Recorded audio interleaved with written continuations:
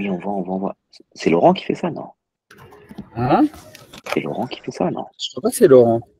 Non. Je crois pas Kmart. Non, c'est un autre truc, mais il y en a deux, ouais, il y a aussi. Il y a les deux. Ok, ça m'intéresse. Ah ouais. Ok, voilà, on y va. Là. Donc on est là dans le Rambam. Je pense que ce que vous avez, c'est la halakha 10. Voilà, c'est le Perek Hamishi. Donc on fait le Rambam, Perek Hamishi, halakha Yud. Donc le sujet, en fait, on va voir, donc c'est encore sur l'amour de la terre d'Israël. Donc encore une fois, ce qui est toujours remarquable, puisque le Rambam, il a pas compté comme mitzvah la mitzvah d'habiter en Israël. Mais malgré tout, on avait vu qu'il avait dit qu'une fois qu'on était dedans, c'est interdit d'en sortir. Mais là, il va ramener les Gmarot qui parlent sur l'amour de la terre d'Israël. Donc, il y a marqué, on avait déjà commencé un petit peu, vous en avez déjà parlé l'année dernière, j'allais dire le cours d'avant. Et donc, voilà, donc je vais rentrer dans les mots. Donc, il y a marqué Gedolei Hachamim, donc les grands sages, Ayu Menashkim al Tchumei et Israël. Ça veut dire, ils embrassaient sur la tradition des mots, c'est bizarre, mais bon, c'est ils embrassaient sur les frontières de la terre d'Israël. Au Menashkin Avaneha, et ils embrassaient les pierres d'Israël. Au Megalgilin Alafara, ils se roulaient dans la poussière d'Israël. Vechenu Omer, ainsi il est dit dans le Pasuk, Kiratsu Avadecha et Avanea, ça veut dire tes esclaves, ils ont aimé sa pierre. Vetafara Hironenu, et sa poussière, ils aiment, ou ils ont eu pitié, ou un truc comme ça.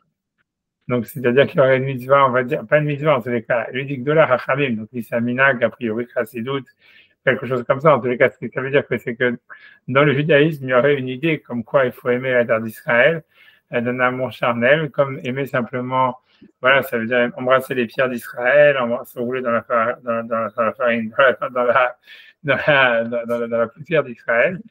Et que voilà, qu'on apprend dans la Gemara qu'il y a un truc comme ça. Donc, ça veut dire, voilà, la question, elle est vraiment de savoir, c'est si jamais il n'y a pas de mitzvah, normalement, comment est-ce qu'il peut y avoir un truc comme ça, tu vois, c'est-à-dire, normalement, ça veut dire, ce qu'on explique à chaque fois quand on veut dire que le judaïsme, c'est pas de la vodazara ou c'est pas de la superstition, c'est de dire, ouais, en fait, c'est par exemple, si on embrasse le Sefer Torah, c'est parce que c'est la mitzvah d'Hachem qui est d'étudier la Torah. Donc, c'est ça ce qui justifie le fait qu'on embrasse le Sefer Torah, qu'on embrasse les Tfilin ou qu'on embrasse la Mezouza. C'est parce qu'en fait, tu vois, c'est parce qu'on dit, voilà, c'est Hachem qui a demandé. C'est la mitzvah, en fait, qui justifie le fait qu'on sacralise l'objet, si tu veux. Mais ici, si jamais, en fait, le Rambam, si jamais on dit qu'il n'y a pas de mitzvah d'habiter en d'Israël, on ne voit pas comment est-ce qu'on pourrait sacraliser, en fait, la terre d'Israël, tu vois. Donc, c'est une question.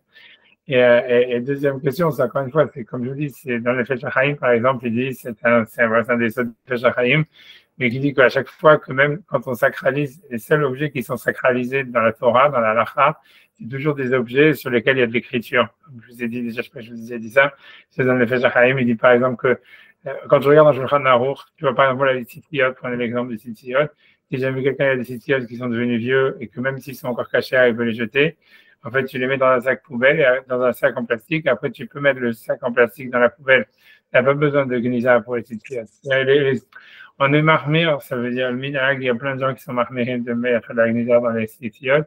Mais en réalité, d'après la halakha, dans Shulchan Aruch, il n'y a pas d'obligation de gnisa, par exemple. C'est un exemple dans les tzitziot. La même chose avec le lulav et le etrog. Une fois qu'on a fini la mise du lulav et du etrog, tu prends le lulav et le etrog, tu le jettes à la poubelle. Elle a raison, tu vois, et ça, les seules choses où on a besoin de gnisa, ça veut dire qu'il faut les enterrer parce qu'il y a une doucha intrinsèque, comme des êtres humains, si on veut, tu vois, l'avenir. C'est les téphilines, c'est le Sefer Torah, c'est tout ça, c'est des mezuzot. Et la raison pour laquelle, en fait, ça veut dire une kedusha sur ces objets intrinsèques, c'est parce qu'il y a de l'écriture dedans. Et après ça, même tout ce qui est un soutien à l'écriture, ça devient kadosh. Ça veut dire, même les bâtons qui tiennent à Sefer Torah, il faut faire la gnisa, même le manteau du Sefer Torah, il faut faire la gnisa. Mais parce qu'en fait, mais tout vient du fait, en fait, qu'il y a de l'écriture. C'est-à-dire, parce que, mais ça veut dire, on ne trouve pas de kedusha sur un objet dans la Torah ou dans la halakha où il n'y a pas de l'écriture. Ouais, et la raison, elle est parce qu'en fait, si tu veux, l'écriture, c'est considéré comme, tu vois, si tu veux, même si après ça transmet la Gdusha à tout le parchemin, ça transmet la Gdusha, même comme j'ai dit, au bâton, du Sefer Torah, même après la Bima, il y en a qui disent que la Bima aussi, il faut faire la Gnisa, c'est tout ce qui a servi à tenir un Sefer Torah, il faut le mettre à la Gnisa, etc. Mais ça vient à chaque fois à cause de l'écriture, et parce qu'en fait, la raison, elle est parce que l'écriture, si tu veux, c'est d'après la Torah, en réalité, si tu veux, Hachem, il est pas, donc il est pas tactile, on peut pas le toucher. Donc, en fait, il peut pas y avoir de véritablement kedusha sur un objet tactile, tu vois, sauf qu'en réalité, on dit que dans l'écriture, ça veut dire, en fait, c'est le support, en fait, de ce qui est immatériel dans le matériel. Et donc, en fait, c'est pour ça que ça transmet la kedusha dans la matière. Mais c'est pour ça que tu vois que tu vas trouver, à part à l'époque du Beth Amikdash, évidemment, le Beth Amikdash, c'est une exception, on va dire, et c'est une raison XY, mais dans la halakha, si tu veux, il n'y a pas de, ça veut dire, à part dans quelque chose qui a de l'écriture, comme je te dis encore une fois, les tefilin, les mezuzot, les Sefer Torah, ce que tu veux, et pas même les sidourim imprimés, on a besoin de la gnisa, ça veut dire tous les skumashim, les sidourim imprimés, tous les trucs qui ont de l'écriture, on a besoin des intérêts, etc., etc. Mais dès que quelque chose, il n'a pas d'écriture dessus, comme j'ai un exemple, le lave, le etrog, les tzitzit, ce que tu veux, il n'y a pas de doucha intrinsèque et tu peux, ça veut dire, tu peux après le jeter à la poubelle. Et donc, la question est de dire, tu vois, comment est-ce qu'il pourrait y avoir la doucha intrinsèque sur la terre d'Israël, puisqu'on te dit ici d'embrasser la terre d'Israël, de se rouler dans la farine, dans la poussière, ça veut dire se rouler dans la poussière de la terre d'Israël. Et tu vois que ça veut dire que c'est comme si c'était une doucha, en fait, si tu veux, à l'intérieur même de la terre. Et que ça, normalement, tu vois, ça veut dire c'est quelque chose qu'on ne trouve pas dans la Torah, tu vois, dans le judaïsme. Ça veut dire dans la halakha, en tous les cas modernes, tu vois. Et surtout, comme je dis, qu'il n'y a pas de mitzvah. Si jamais quand il y avait une mitzvah, tu peux dire oui, par exemple, on peut comprendre que quelqu'un il va prendre un lulav à l'étrog, il va embrasser le lulav à l'étrog pour faire avant de faire la mitzvah ou embrasser la souka en disant voilà, parce que c'est la mitzvah de faire la souka, donc ok, donc il embrasse la mitzvah d'Hachem pour montrer du respect à la mitzvah d'Hachem. Mais s'il n'y a pas de mitzvah, comme le Rambam lui pense qu'il n'y a pas de mitzvah d'habiter en Israël, comme on a dit, donc en fait c'est compliqué à comprendre. Je sais pas comment est-ce qu'il pourrait y avoir une kedusha sur la terre d'Israël. Voilà. Donc ça c'est ça la question, quoi. C'est une question, on va dire. Je n'ai pas dit que j'avais après sur ça, mais. Ouais. Ok, ça veut dire que c'est pas suffisant, mais on voit quand même qu'il le formule pas comme une mitzvah vraiment. Hein, il a l'air de dire c'est comme si raconter une histoire, quoi.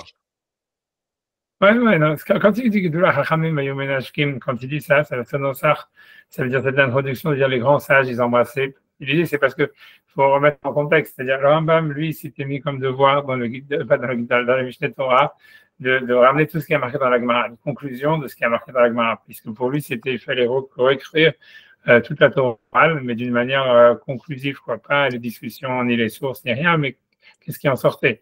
Donc, en fait, dans la Gemara, comme on va le voir, c'est la Gemara qui le dit, c'est la Gemara qui ramène ça. Donc, lui, c'est pour ça qu'il dit Gdolei HaChachamim, parce qu'il dit c'est les auteurs de la Gemara qui faisaient ça. Et l'idée, c'est que pour lui, il veut dire, quand il dit Gdolei HaChachamim, il veut dire c'est une obligation.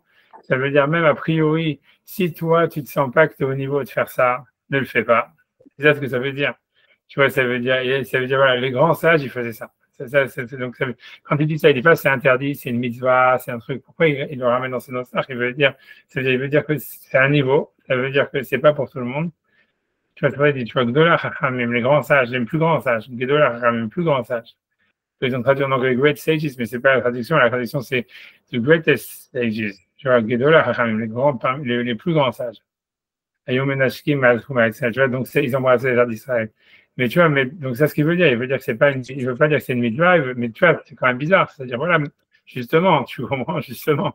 Ça veut dire, c'est comme si tu disais, je sais pas moi, les plus grands sages, je vais dire Chazé Shalom, mais moi, je veux dire, ça veut dire qu'ils ont embrassé des croix, mais c'est un truc comme ça, tu vois, c'est comme si tu disais un truc, tu vois, ça veut dire, ok, c'est pas une mitzvah, c'est tout ce que tu veux, etc., c'est un niveau, mais ça veut dire, en quoi c'est un niveau, tu vois, ce que je veux dire, si on le dit, c'est que ça veut dire, en fait, que ça doit avoir un message pour nous, ça veut dire, même si nous, on dit, voilà, on n'est pas au niveau de comprendre c'est quoi la sainteté de l'État d'Israël, et tu vois, et donc on veut pas embrasser les terres d'Israël, on va pas nous, ce qui veut dire, tu vois, c'est qu'on ne va pas c'est-à-dire nous mettre dans la poussière de la terre d'Israël, nous rouler dans la poussière de la terre d'Israël, parce qu'on n'est pas les Gdolah Chachamim, mais n'empêche que tu vois, si c'est ramené dans la Gemara, et lui il le ramène parce que la Gemara, si elle l'a dit, c'est parce qu'elle pense que tu vois, tout le monde doit le faire. C'est pas tout le monde doit le faire, mais tout le monde doit intégrer un message, tu vois, c'est ça l'histoire. C'est une madriga, c'est un niveau. Mais la question est de dire que c'est quoi le niveau, tu vois, c'est comme je te disais, c'est comme c'est un niveau de faire la Vodazara, c'est comme, puisque la Torah, elle reconnaît pas si tu veux, de matérialisation de la spiritualité. Donc, en fait, et que ça, c'est le début de la Vodazara, surtout, tu vois, dans le Rambam, c'est quand tu commences à te dire, cet objet, il est sacré, tu vois, de faire un objet de culte. Alors que tu vois que normalement, tu vois, c'est la Torah, justement, elle est contre ça. Elle dit, voilà, s'il y a une kedusha, c'est soit parce qu'il y a des lettres, ça veut dire soit parce qu'il y a un message, et donc il y a un sens, tu vois, ou soit parce qu'en fait, tu vois, voilà, c'est parce que c'est une mitzvah d'Hachem, tu vois, mais au moment où on fait la mitzvah, alors il faut respecter la mitzvah au moment où on fait la mitzvah. Mais c'est pas plus, tu vois, alors que ici à dire ça, tu vois, c'est difficile, tu vois. Tu vois, c'est ça la question. La question est de savoir, en fait, c'est quoi la sacralité qu'il y aurait dans la terre d'Israël. Surtout si jamais, en fait, il n'y a pas de mitzvah. Et même s'il y a une mitzvah, c'est très difficile de dire, en fait, tu vois, comment est-ce qu'il y aurait une sacralisation, c'est comme je vous dis, sur l'objet, tu vois. Tu vois ce que je veux dire. Tu vois. Ouais. Donc ça, c'est ce que le Rambam qu'on va étudier aujourd'hui. Et donc, c'est la source du Rambam, donc on va faire la Gemara directement, on va faire la Gemara. La source du Rambam, c'est une Gemara dans Ketuvot. Donc c'est bon, en espérant que voilà, j'arrive à manipuler, voilà, des secondes, je vais zoomer les leveurs. Voilà. Donc la source d'Agmara, elle est là, on va le faire dans l'Agmara. On voit que ce qui est intéressant, à mon avis, si on veut essayer de comprendre peut-être le Rambam, même si c'est des questions, ça veut dire, je n'ai pas dit que si on va comprendre ce que le Rambam dit à la fin, je ne me rappelle même plus s'il y avait un truc, mais ça veut dire ce qui est intéressant, c'est de voir qu'est-ce que le Rambam, il a enlevé de l'Agmara. Tu vois, ça peut être aussi une manière d'interpréter, de voir. Parce que le Gemara, en fait, quand tu vois le Rambam, il a c'est-à-dire, ok, il a pris cette Gemara, il a des choses il a interprété la Gemara sur certaines choses, et après ça, il y a des choses qu'il n'a pas ramenées dans la Gemara.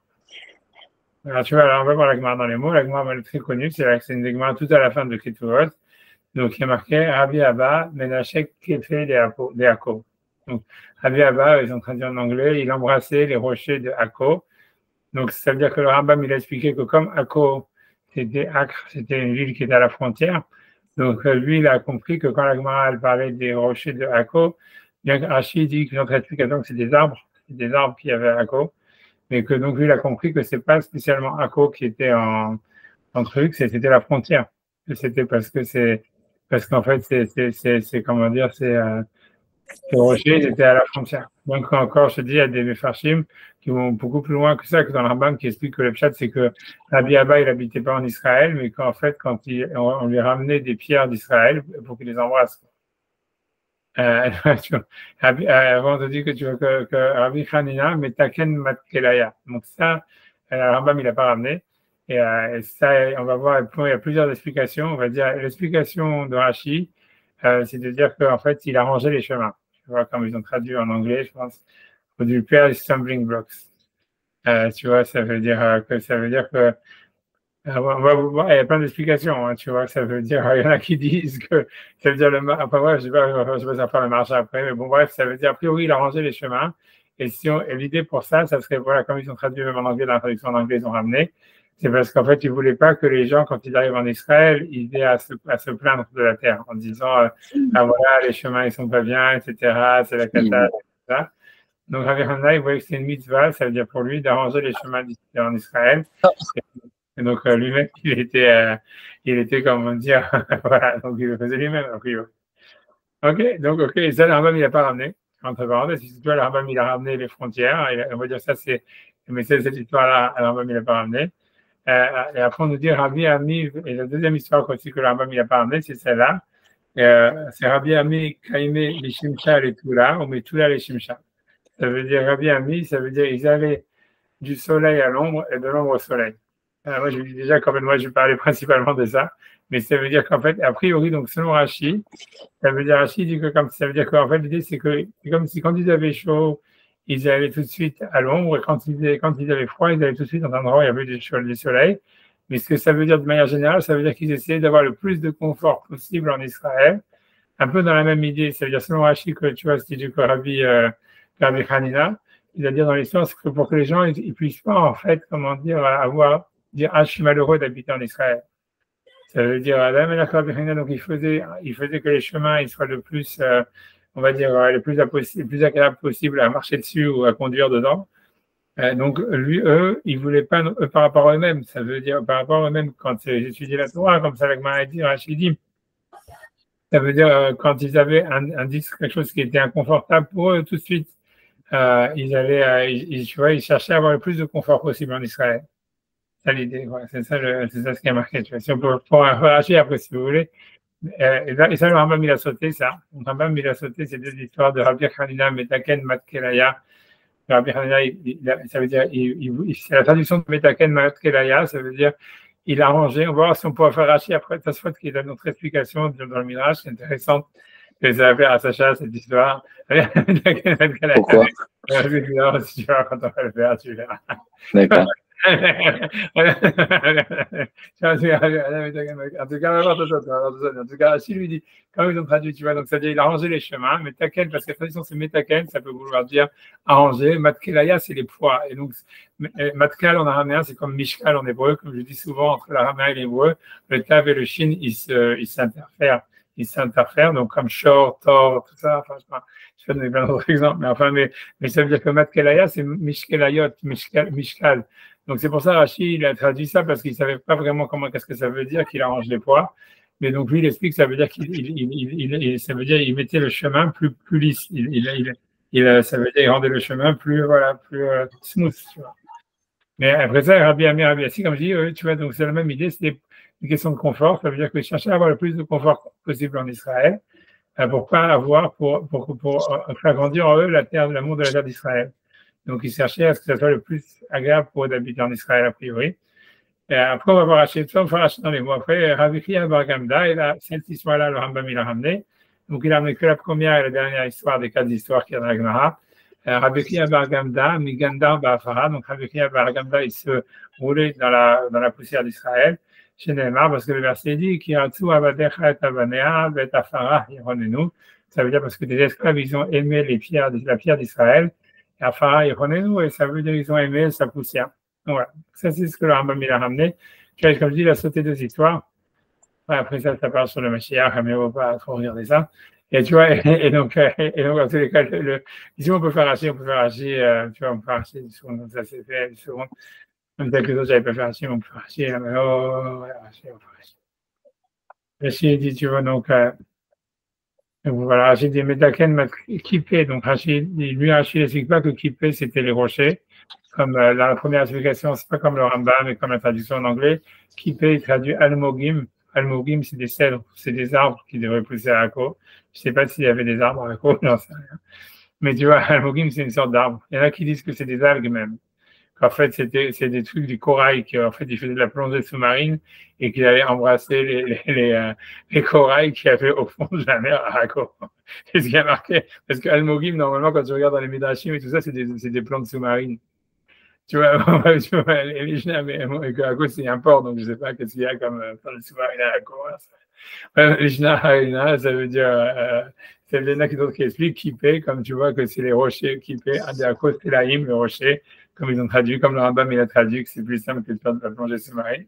Ouais, mais Taken Matkele, ça veut dire, donc il pesait les poids, donc Mashvé, donc ça c'est Rashi, comme on a vu, Mashvé, il légalise, ou Metaken, il a rangé, Mircholé ailleurs, ça veut dire les embûches qu'il pouvait avoir dans la ville.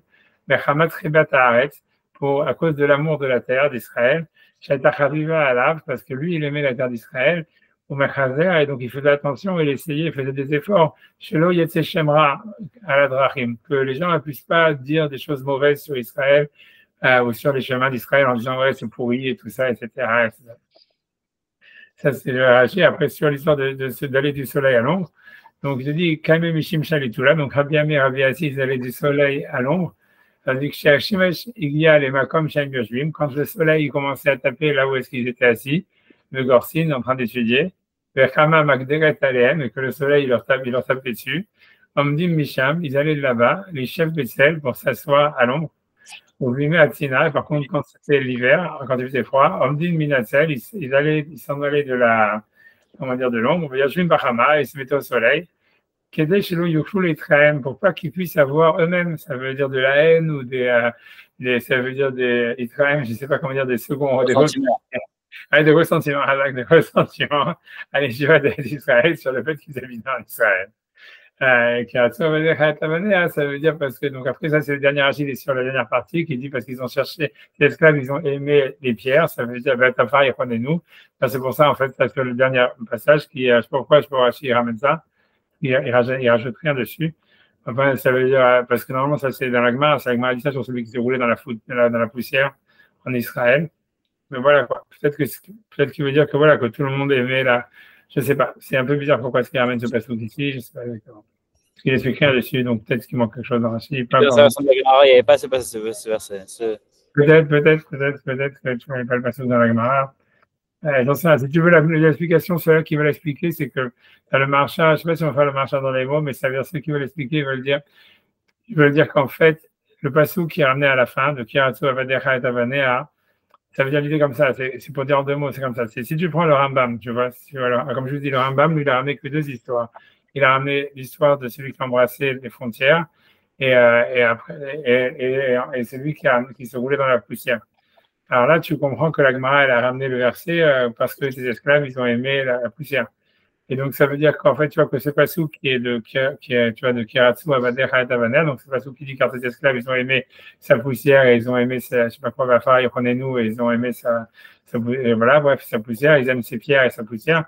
Je pense que c'est un passou qu'on a il n'y a pas longtemps dans une Haftarot, je sais même pas si c'était à l'Haftarah la semaine dernière, comme ça. Enfin, on l'a pas vu, il s'est passé il n'y a pas longtemps, quoi. En tout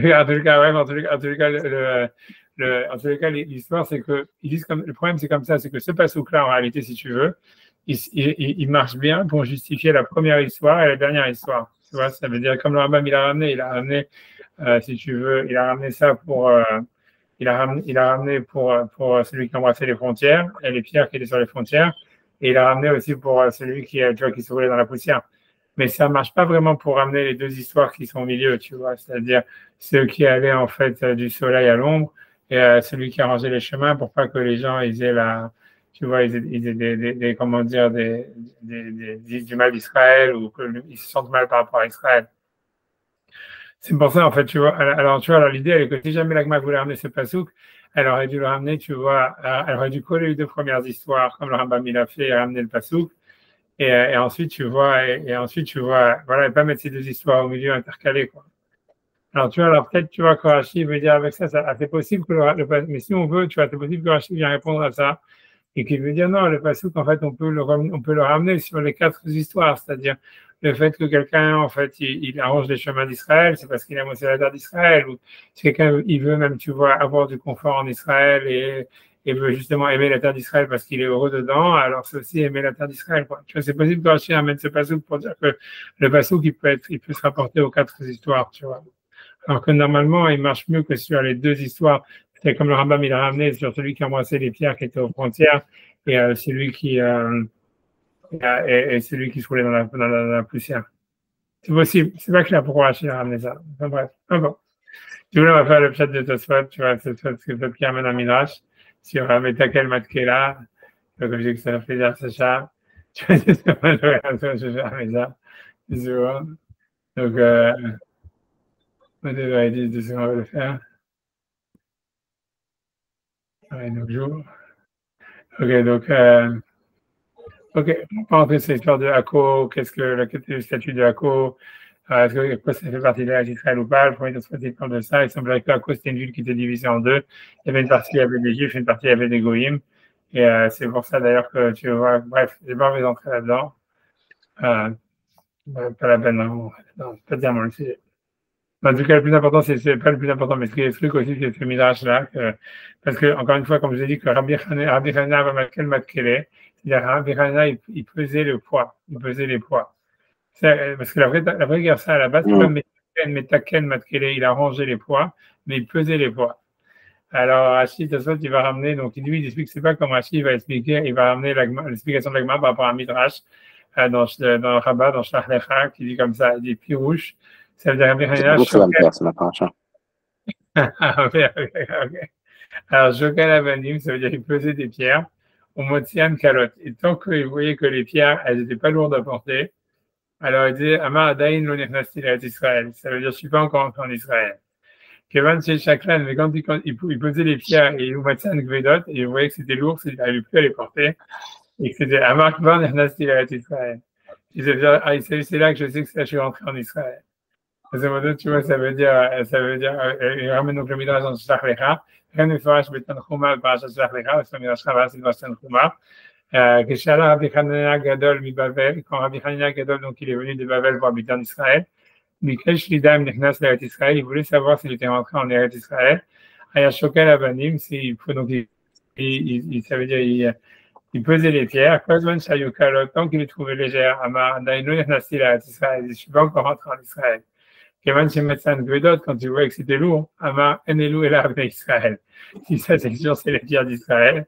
Vaya Menashkan, il les embrassait, Vaya Kohen el Pasou Kazé, et donc il a laissé ce Pasou qui a tout Avadecha et Abanea, que ces esclaves, ils ont aimé ces pierres. Donc, ça veut dire ça. Tu vois, pourquoi je dis que c'est comme, parce que Sacha, il va aimer ça, parce que Sacha, lui, il aime bien le côté comme ça, masochiste dans le judaïsme, tu vois, voilà, que ça doit être lourd, c'est lourd, c'est que c'est bien. Et voilà, donc on voit que, donc, il y a un smart à ce midrash, il y a un midrash qui dit la même chose. La légèreté de l'être. Voilà, que c'est tant que c'est léger, c'est que c'est pas encore arrivé. Et c'est que quand c'est lourd que ça commence à devenir c'est ça. Ouais, comme ça, il y a le midrash, c'est tout. Ouais, ok, donc je reviens à ça, tu vois, je sors de la Gemara. Bon, en tout cas, voilà, donc, on va dire, moi, je me suis posé ça, une question a priori qui n'a rien à voir, et c'est ça, c'est surtout sur l'histoire de ceux qui étudiaient que quand ils avaient chaud, ils allaient à l'ombre, quand ils étaient à l'ombre, quand ils avaient froid, ils allaient au soleil. Et moi, je me suis dit, tu vois, ça veut dire, pourquoi ils faisaient ça quand on est Israël, tu vois? Ça veut dire, c'est-à-dire, tu vois, ça veut dire normalement n'importe qui, tu vois, ça veut dire, tu vois, ça veut dire, tu vois, ça veut dire, il faut le, tu vois, ça veut dire qui c'est, pourquoi tu vas faire ça quand on est Israël? Mais c'est pas ma question à moi. C'est comme, je pense que dans le marchage, je pense que, dans 2 secondes. 2 secondes. 2 secondes.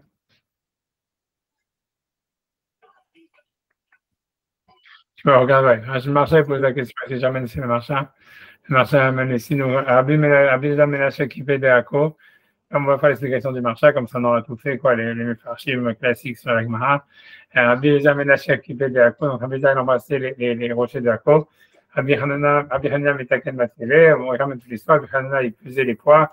Rabbi Ami, Rabbi Assi, Kaimé. Donc Rabbi Ami et Rabbi Assi, ils allaient du soleil à l'ombre. Comme on a vu, il dit Aïn PH Rachid, il dit regarde ce que Rachid a expliqué, que c'est quand ils avaient chaud, ils allaient à l'ombre, quand ils avaient froid, ils allaient au soleil. Il dit Velo Yadana, je ne comprends pas, Maï Raboutaï, ou quel est le chidouche, qu'est-ce que vous allez nous apprendre, Chassou, Ken Beret Israël, qu'ils ont fait ça en Beret Israël. Qui va dans Minaraoui Liot de Kolmakom, puisque normalement, c'est quelqu'un qui doit faire ça n'importe où. Pourquoi quelqu'un, il va justement encore être masochiste et aller, voilà, ici, il fait froid, je vais rester au froid pour étudier dans le froid, ici, il fait chaud, je vais venir dans le chaud pour étudier dans le chaud. Ok, donc il dit, venir les faire. Donc, lui, Stam le marchand, il a une autre explication qui est rigolote, mais qui est basée sur cette histoire-là de pourquoi on ramène le pasouk à la fin. Donc, il dit, venir les faresh, il semble on peut expliquer, d'Arik Amar, que c'est ainsi l'intention de la Gemara, chez Kivnu les Taken Amit Kalim. Ça veut dire qu'en fait, le Rav qui a arrangé les chemins, Adainu Mirsholaïr, Botan Kipe Vislaim. Ça veut dire que, en fait, ce qui se passait, c'est qu'il y avait le premier Rav qui arrivait à Akko, donc lui, il prenait des pierres, il les embrassait, mais finalement, ces pierres, une fois que tu les avais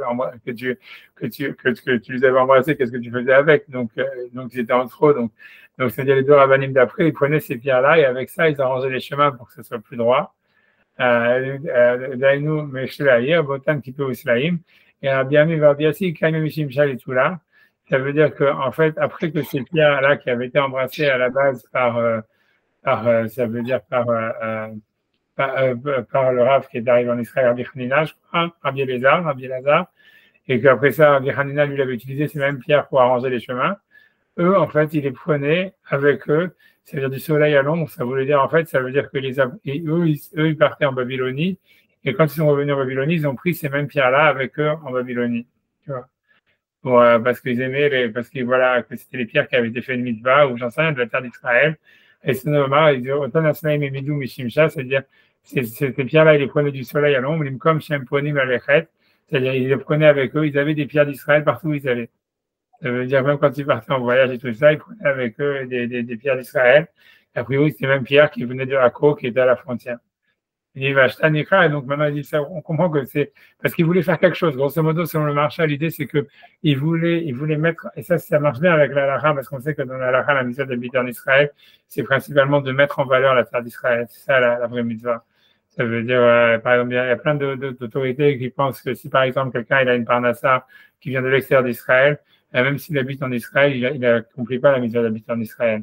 Parce que tu vois, la mitzvah c'est de faire du business en Israël, de faire la parnassa que la mitzvah de Yishuv avec Israël, c'est une mitzvah de, je ne vais pas rentrer là-dedans, mais ça veut dire, il y en a, c'est ça le rabbin.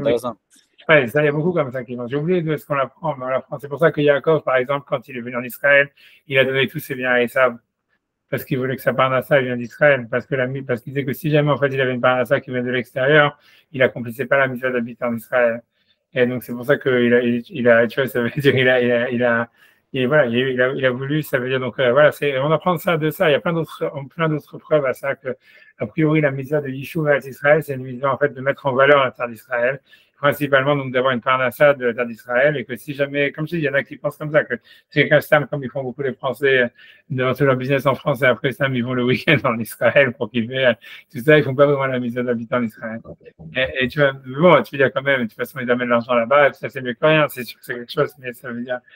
Bref, la mitzvah, elle est de mettre en valeur. Et ça, ce que ça voudrait dire, l'idée, c'est que même ces pierres-là de Hako qui servaient à rien, qui avaient été déplacées, donc les rabbinim, ils cherchaient à chaque fois à faire quelque chose avec, tu vois.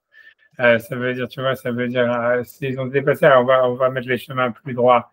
Après ça, si jamais non, on va les mettre, on va les utiliser, même pour les amener avec nous en voyage, tu vois, je sais rien ce qu'ils faisaient avec, mais un truc, tu vois, que ça sert à quelque chose, tu vois, c'est ça l'idée, tu vois. Pas de bon, ça c'est le marcha. J'ai fait ça simplement parce que pour moi c'est la question du marcha qui m'intéressait. C'est c'est sur cette question qu'en fait moi je vais parler. C'est pas un grand chidouche, tu vois, mais ça veut dire c'est pourquoi, ça veut dire c'est un marcha, c'est pourquoi. Ça veut dire selon Rashi dit qu'en fait ils allaient de l'ombre au soleil, ou du soleil à l'ombre que quand ils étaient en Israël. Et que normalement, tu vois, sinon on a l'impression de Rashi qu'en fait si j'étais en route Salaret, il serait allé d'Afrique étudier là où il fait le plus froid. Quand il fait chaud, ils seraient restés là où il fait le plus chaud, et que pour eux, ils ne voyaient pas comme une sorte, pour eux, c'était comme une sorte de chercher du confort en route Salaret. Si on déduit, tu vois, c'est la question du marshal. Le marshal, lui, il pense pas comme ça, c'est pour ça qu'il pose la question, il dit, c'est ça l'explication. Il dit, c'est pour ça qu'il dit, la phrase que vous avez, c'est Velo Yadana, Mai Habutayu Shasuken Be'at Israël, qui Vadaï Minaraou Eliot Bechol Makom. Donc, c'est la question du marshal, c'est de dire, pourquoi est-ce que chercher le confort parce qu'uniquement en Israël, c'est sûr que n'importe où un homme, il doit chercher le confort. Mais de Rachid, tu vois, tu as l'impression, surtout quand il étudie la Torah, tu vois, mais ça veut dire, de Rachid, tu as l'impression que non, d'Afrique, c'était qu'en Israël qui le faisait parce qu'il y avait la mitzvah d'habiter en Israël. Et à ce moment-là, il y a une mitzvah d'avoir du confort. Ça devient une mitzvah d'être le plus confortable possible. Mais que tant que tu es allé à Israël, d'Afrique, non, ça veut dire, a priori, si je mets avec Rachid, comme le marcha il dit, on a l'impression que ça veut dire qu'en route, ça l'arrête. Et ça veut dire c'est pas bien, c'est comme une avéra d'avoir du coup de chercher du confort. Ça veut dire si tu es dans le froid, tu vas être dans le froid, si tu es dans le truc, tu vas être dans le chaud. Et la question est de dire pourquoi en fait ça serait comme ça, tu vois. Et tu vois, pour ça, tu vois, et surtout, tu vois, et que le Rachid avait parlé aussi, il a dit quand il étudiait la Torah, entre parenthèses, je remets l'histoire, je sais si encore si je remets le truc, tu vois, Rachid, parce que j'étais sur ta fois de secondes, je vais remettre ça, je remets la Gemara, je fais comme ça, Rachid, une seconde. Rachid il avait dit, ça je zoome après, Rachid quand il avait dit, ils vont du soleil à l'ombre, il avait dit, quand le soleil arrivait à l'endroit où est-ce qu'ils étaient assis, et qu'il étudiait, et que le soleil, il leur faisait du mal, quoi, il leur tapait dessus. Comme dit Micham, il se levait de là-bas, les chefs Bethel pour s'asseoir à l'ombre, etc., etc. Mais Rachid, il a dit d'abord qu'il faisait ça qu'en Israël, et il dit même quand il étudiait la Torah. Donc ça veut dire, tu vois, ça veut dire que quand tu dis la Torah, en route ça l'arrête, il ne faut pas chercher en fait à avoir du confort. Et, tu vois, et la question est de se dire pourquoi, tu vois, c'est là quoi c'est ça. Donc, pour ça, d'abord, bon, évidemment, tu vois, j'ai ramené, je ne sais pas si je dis, ouais, j'ai ramené l'énigme évidemment, j'ai ramené l'énigme au contraire, qui dit le contraire de ça. Et j'ai ramené l'énigme qui dit comme Rashi, et voilà, mais pour moi, bon, c'est un peu accessoire, mais voilà, donc, parce que l'agma dit ici, ça c'est une dans Hérouvine, vous avez la référence d'ailleurs, je ne sais pas où. Donc c'est moi connu. Rabbi Barashi dit au nom de Rav, Kol Shendato Meyushevet Alav, c'est tout celui qui n'a pas son esprit, ça veut dire calme, tu vois. Ça veut dire qu'il n'y a pas, on va dire, une sorte qui est dérangé par quelque chose. On va voir, tu vois, ça voudrait dire physiquement, il a trop froid, il a trop chaud, tu vois, il y a des moustiques, j'en sais rien, qui l'attaquent, j'en sais rien, tu vois. Ali Tbalel, il ne doit pas faire la tuila. Mais Jum Sheneema, Batsar, Alioré. Parce que le passage qui dit, ça veut dire quand on est Batsar, quand on n'est pas dans un moment de sérénité, on est Batsar, Alioré, il ne faut pas tirer. Yoré, ça veut dire normalement tirer des flèches. Yoré, c'est tirer des flèches. Et comme la Torah, la Gemara, la Tfila, elle est toujours comparée à des missiles. Ça veut dire, ça veut dire, il ne faut pas tirer des missiles quand tu n'es pas calme. C'est ça, Yoré, les missiles, c'est la Tfila. D'ailleurs, la Gemara étudier la Torah parce que Yoré, ça veut dire aussi enseigner la Torah, etc. Donc, ça veut dire Batsar Yoré, ça veut dire si jamais quelqu'un il n'est pas dans, ça veut dire dans une situation calme, il n'est pas posé Il faut pas le sens idéal du passouk, c'est quand quelqu'un n'est pas dans une situation posée, il faut pas qu'il tire son missile parce qu'il va tirer le missile mal, tu vois, et tu des missiles. Mais ça veut dire, mais dans le sens, et moi, j'interprète ça dans le sens, ça veut dire quelqu'un qui n'est pas dans une situation calme, il ne doit pas faire la tefila, qui est comparé, qui est, comment dire, qui est comparé à des flèches. Et aussi l'agma ailleurs. Ici, l'agma ne le dit pas, mais le Midrash, il dit clairement, je me rappelle très bien, je ne l'ai pas cherché, mais je sais très bien que l'agma, il dit ça sur l'étude de la Torah aussi, parce qu'il aurait enseigné, donc ça veut dire qu'il ne doit pas étudier quand il n'est pas dans un cas. L'agma d'ailleurs le dit après, tu vois, il dit, Rabbi Hanina, il dit, Biyomad de Ratach, le jour où il était énervé, l'omatzle, il ne faisait pas la tefila. Amar Batsar Alioré, il dit, quand quelqu'un est dans une situation difficile, il ne doit pas faire la tefila, il doit pas, Yoré, c'est envoyer des flèches, et donc a priori, c'est faire la tefila. Ça veut dire, tu vois, peu importe, parce que ça veut dire, bien que c'est vrai qu'on te dit, voilà, que Kadosh Baruch Hu, il écoute les tfilotes, tu vois. C'est sûr qu'en fait, je veux dire, je peux élaborer sur ça pour expliquer. C'est-à-dire, c'est clair que par exemple, quand les Bnei Israël étaient en Égypte et qu'ils étaient, tu vois, ça veut dire en train de être servis par les Égyptiens, qu'ils ont fait la tfila et que c'est grâce à ça qu'ils ont été sauvés. Et qu'on dit d'après que quand quelqu'un est pris, quand il est dans un moment de souffrance, cette tfila, elle est encore plus acceptée parce que c'était sûrement pour ça qu'Hachem, il a amené la souffrance. Donc, ça parle pas de ça. La Gemara, elle parle pas de ça. Elle parle de quelqu'un instable, tu vois, qui est énervé parce qu'il s'est battu avec sa femme, ou j'en sais rien, tu vois, ou parce qu'il fait trop chaud. Après, ça veut dire qu'il y a des moustiques, je sais pas qu'elle donne, mais la Gemara ne vient pas parler de quand elle dit qu'il faut pas faire la tefila quand on est Betsar. Ça veut pas dire quand quelqu'un et ça veut dire Shalom, il a une épreuve qu'Hachem Hadesham lui envoie qu'il doit pas faire la tefila. C'est sûr que c'est au contraire, c'est là où est-ce qu'il faut faire la tefila, c'est là où il y a la mitzvah de faire la tefila, etc. le plus. Mais si ça parle de quelqu'un qui est contrarié par des bêtises, tu vois, il n'est pas en confort. Il est dans une situation de disconfort, comme les Américains. Je sais pas comment dire en anglais, en français, tu vois. Ça veut dire, voilà, ici, il te dit, le jour où il s'est énervé, il faisait pas la tefila. Et tu vois, il voulait pas faire la tefila, tu vois. Parce que l'idée, c'est qu'en fait, on a l'impression que la tefila, elle a c'est deux aspects. Ça veut dire, il y a un aspect de la tefila que quelqu'un, tu vois, il doit déverser son cœur devant Hachem. Et ça, c'est quand Hachem, quelqu'un, il a des épreuves, etc. Et ça, c'est un aspect de la tefila, c'est la tefila de la Torah, si tu veux, c'est la tefila qu'on voit que les Bnei Israël ont fait en Égypte, c'est la tefila qu'on a vue de Hana, tout ce que tu veux, la tefila qui est mentionnée dans le Tanakh à plusieurs reprises et qu'Hachem y répond. Mais à part ça, il y a une tefila, tu vois bien, rituel, ça veut dire nous, on va faire shacharit, même si jamais quelqu'un, par exemple, il n'a pas spécialement, ça veut dire il n'est pas en situation de crise ni quoi que ce soit, tu dois faire shacharit, tu dois faire mincha. Et cette tefila-là, en fait, elle, au contraire, elle doit être faite comme c'est une tefila de remerciement à Hachem et c'est principalement axé, tu vois, sur le rabbim, sur tout le clan d'Israël, tu vois, sur la comment Hachem il se révèle dans le monde. Donc, dans cette tefila-là, qui est la tefila rituelle, il faut essayer d'être le moins. Ça veut dire, il faut pas être investi dedans. Il faut pas, ça veut dire, il faut pas le faire. Ça veut dire parce que on est dans un tsar ni rien, mais plus comme si tu vois, ça veut dire au contraire, comme il dit Nachmanide quand il dit avant la tefila, il dit enlever toutes les choses du monde de ton cœur quand tu fais la tefila, que tu te concentres simplement à dire des louanges à Hachem et à reconnecter le monde avec Hachem, à reconnecter ta neshama avec Hachem, peu importe le truc. Mais ça veut dire que donc ça doit pas être, donc c'est là, après ça, tu peux faire des filotes personnelles dans cette fila, c'est un moment de être Hatson, quand quelqu'un, il amène, tu vois, c'est-à-dire que, puisque tous ces filotes-là, elles étaient comme par rapport aux korbanot qui étaient, timidim, c'était des holocaustes, donc c'était entièrement pour Hachem, mais c'est sûr que quand quelqu'un, il amenait un korban, il pouvait après faire une prière personnelle, et c'était être Hatson par le mérite du korban qu'il avait amené, tu vois qu'Hachem, il va répondre à cette fila. Ça, c'est vrai, c'est pour ça que quand on finit la Mida, on dit, on peut faire des filotes personnelles. Mais dans la tefila elle-même du Shemona Israël, normalement, tu vois, il faut essayer, ça veut dire, à part si c'est une situation de crise, tu vas dans une situation de détachement. Quand tu dis à ta prenez la damda, tu dis Hachem, il donne à l'homme l'intelligence, c'est pas à toi, c'est à toute l'humanité, tu vois. Attends, prenez la damda, tu m'amènes le Shemina, t'enseignes l'intelligence, béni soit-tu Hachem qui donne l'intelligence. Tu vois, la Kavana, elle est normalement sur toute l'humanité, tu vois, même chose sur Rotsevi Tshuva, etc. C'est tu demandes que, je sais pas, pour toi que tu demandes à faire tes Tshuva ou à devenir intelligent, tu demandes à ce qu'Hachem lui donne l'intelligence à l'humanité, qu'Hachem lui donne la Tshuva à tout le monde, à toute l'humanité, etc., etc. Goël Israël, tout ça, refait quoi l'amour Israël, tout ça, tu vois, c'est pas, normalement, ça doit pas être axé, ça veut dire, sauf s'il y a une situation de crise, mais s'il n'y a pas une situation de crise, et tu vois, les tefilot personnelles, c'est quelque chose, tu vois, donc un homme, il doit oublier sa personne quand il fait la tefila. Tu vois, c'est ça l'idée. Et même si après, comme je dis, il peut faire des prières, des demandes personnelles à la fin, parce que c'est un srout d'avoir monté sa neshama vers Hachem. Et par ce srout, Hachem, tu vois, il répond à ta fila, ça va être ratson.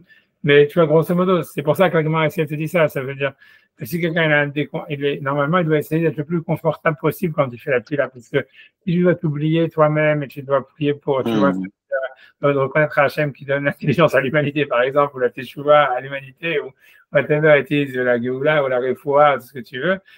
C'est sûr que tu vois, si t'es en même temps, t'es dérangé par des choses que je sais pas quoi, des moustiques qui t'attaquent ou j'en sais rien, ou il est trop chaud, whatever, tu vois, ça veut dire, c'est du mal voilà, tu peux, mais tu vois, si tu dois chercher à ne pas, c'est comme ça. Et la même chose dans l'étude de la Torah, tu vois. Et la Gemara te dit comme ça, Maroukva, mais Yoma des Shuta, lo avan afik levedina. Ça veut dire, Maroukva, dès qu'il faisait, Yoma des Shuta, c'est la jour où il y a du vent. Et qu'il faisait trop chaud, tu vois. Ça veut dire dans les jours où il faisait trop chaud, la Hamsin, comme ils disent en Israël, lo avan afik levedina, il n'allait pas au Bedin. Ça veut dire, il voulait pas trancher, il voulait pas juger, il voulait rien faire parce qu'il disait, je suis pas, ça veut dire, comme il fait trop chaud, mon cerveau, ça veut dire, il est pas, comment dire, il est pas calme. Donc, je vais réfléchir, je vais pas voir la vérité. Il y a des choses qui vont m'échapper. Je sais pas, tu vois, j'ai pas assez de recul pour réfléchir parce que je vais être dans une situation d'inconfort physique, tu vois. Même si c'est pas grand chose, tu vois, je dis pas que c'était en train de crever, mais ça veut dire l'idée. C'est pour ça que je dis que c'est des Gemarotes où, tu vois, on voit que la Gemara veut dire que qui demande à son compte Rachid, tu vois, c'est des choses, tu vois, comme le Marcha, il dit que c'est normal que si quelqu'un, en fait, il a étudié la Torah, il doit se mettre dans la situation la plus confortable possible, il ne doit pas chercher à aller dans le truc le moins truc. Alors que Rachid semblait dire dans la Gemara, donc tu vois, c'est qu'en Israël où tu as une mitzvah d'avoir du confort, mais à l'extérieur d'Israël, il faut éviter le confort. Ouais. Par rapport à un détail technique, dans le schéma Kolénon, on ne peut pas faire de prière personnelle? Si, tu peux, mais comme tu dis, tu peux, mais c'est des maths. Qu'est-ce que je te dis? C'est sûr qu'il y en a qui disent comme ça, si tu veux, la Rizal, il dit de faire, si tu veux. C'est pour ça que tous les Sidourim, dans les Sidourim Sfarad, tu vois, il y a, parce que tu vois, c'est la Rizal, il disait de faire. Et la plupart des Sidourim Sfarad ou Chassidish, tu vas voir, ils mettent des prières personnelles. La Rizal dit que c'est super important d'Afrique de rajouter. Mais si tu veux, la Rabbanim Ashkenaz, tu vois, ça veut dire qui n'était pas Chassidish, tu vois, eux, ils disaient, contrairement, ils disaient que c'était de la chutzpah, que c'était quelque chose, en fait, qui cassait en fait toute l'organisation du Nosach, du texte de la Tfila que les Chachamim ils avaient organisé, et que donc il disait que si quelqu'un veut faire une Tfila dans Shema Tefila, il faut qu'il soit vraiment Chazve Shalom, tu vois, une situation de crise, mais que sinon il dit de rajouter après l'Okaim Mitzor, tu vois, c'est ce qu'il dit si quelqu'un il veut. Regarde dans la Aruch HaShulchan, la Aruch HaShulchan, il tape sur les Sidourim qui ont rajouté des prières personnelles à mettre dans Shema Tefila. Il dit, ouais, qu'est-ce que c'est, Hachem, il a donné le monde à des imbéciles, et tout ça, etc. Comment est-ce que tes imprimeurs de Sidourim, ils ont eu la chutzpah de faire ça, et après tout le monde le fait, et ils croient que c'est une mise de le faire, alors que c'est quelque chose, en fait, qui est une insulte au texte d'Anshek Knesset Agdola. S'ils ont donné ce texte, c'est parce qu'ils savent que dans ce texte-là, ça veut dire, on est métaken toute la bria, et si toi, tu vas commencer à rajouter des choses, tu casses le truc, et blablabla. Et tu vois, mais c'est pour ça, c'est l'avis du Aruch HaShulchan et de la plupart des Rabbanim Ashkenazim, tu vois, non, Hassidish. Mais c'est vrai que tu vois, le truc, c'est que tu vois, le Harizal, tu vois, lui d'Afra, il disait à ce moment-là, chez Makolenu, de rajouter, tout vient du Harizal, ça veut dire, c'est le Harizal que lui, il a écrit de demander des filettes pour la Parnassa. Il disait, chez Makolenu, il faut rajouter des trucs personnels sur la Parnassa et sur le pardon des fautes. C'est ce qu'il dit dans le Harizal. Après ça, les élèves du Harizal, ils ont écrit un texte, tu vois, que tu retrouves dans plein de Sidourim, Sfarad, des Chida, ouais. Tu vois, c'est du Chida, voilà, et plein d'autres, tu vois. Mais voilà, mais c'est tout. Mais c'est le Harizal qui disait ça, mais les Rabbanim lituaniens, ils étaient, tu vois, ils étaient contre, tu vois. Et ouais, je vais pas rentrer là-dedans, tu vois. Je sais pas, je suis ni là, je suis ni ça, ni ça, qu'est-ce que je sais. Mais tu vois, mais ce que ça veut dire que même quand le Harizal, à mon avis, il disait, voilà, il faut faire une fila personnelle dans Shema Kolenu, c'est parce que lui pensait que ça faisait partie du tikkun, que les Hachamim, ils avaient dit, tu vois, que tu te mets, parce que tu te mets dans la picture de l'univers, tu vois, ça veut dire, parce que ton corps aussi, il fait partie de l'univers, tu vois ce que je veux dire. Mais c'est de cette manière-là, tu vois, que tu dois faire la tefila, ça veut dire, tu fais la tefila pour ta neshama, pour ton corps, pour ta famille, pour les, si tu veux, pour les réintroduire tu vois, dans la picture globale de l'univers. Et tu vois, mais c'est pas, tu vois, que quelqu'un doit faire la tefila en disant, tu vois, en partant de son problème, tu vois, et de faire la prière. Tu vois, sachez, et j'ai pas encore une fois, je dis, ça veut pas dire que cette prière-là, c'est pas une mitzvah, si quelqu'un a Shalom, il est en crise. Au contraire, ça, c'est la vraie mitzvah de Horaïta et tout ça, etc. Et c'est ça ce qu'on fait quand on fait les Télim ou quand on fait des prières à Hachem, etc. Mais ça veut dire, eux, ils pensent, ça veut dire, l'idée, c'est que quand quelqu'un est dans une situation de crise, il doit essayer de, tu vois, ça veut dire d'avoir le plus de distance possible avec cette fille-là, puisqu'il est en train de louer Hachem au nom de toute la création, de tout le clan d'Israël, tu vois, etc.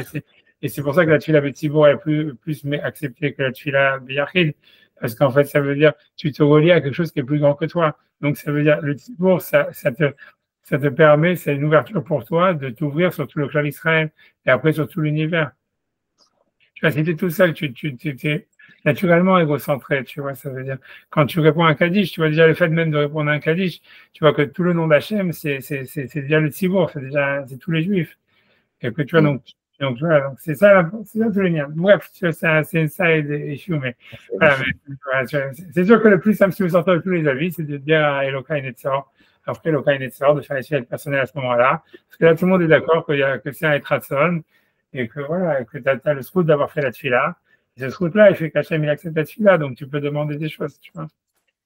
Tu vois, c'est comme tu vois, comme on fait à la Neila, quand on finit Yom Kippour. L'idée, c'est généralement que quand tu finis une mitzvah, c'est un moment de ratson devant Hachem, et Hachem, tu vois, en échange, pas qu'il veut faire, tu peux faire un trading, mais ça veut dire, et tu demandes quelque chose, Hachem, il va être enclin à être d'accord avec toi, si tu veux, par rapport au mérite que tu as fait une mitzvah. Donc, c'est pour ça, tu vois, c'est pour ça, je sais pas, quand on fait la Neila, c'est parce qu'on a fini Yom Kippour, et tu vois, en fait, à la Neila, on demande des prières personnelles, tu vois, c'est un moment de demander, c'est connu que c'est un moment de demander des prières personnelles, parce que voilà, tu as fini tout la série Tchouvat, ou peu importe ce que tu as fait comme avoda, ou tu as fait tout le jeûne de Yom Kippour, tu as fait toutes les tfilotes, etc.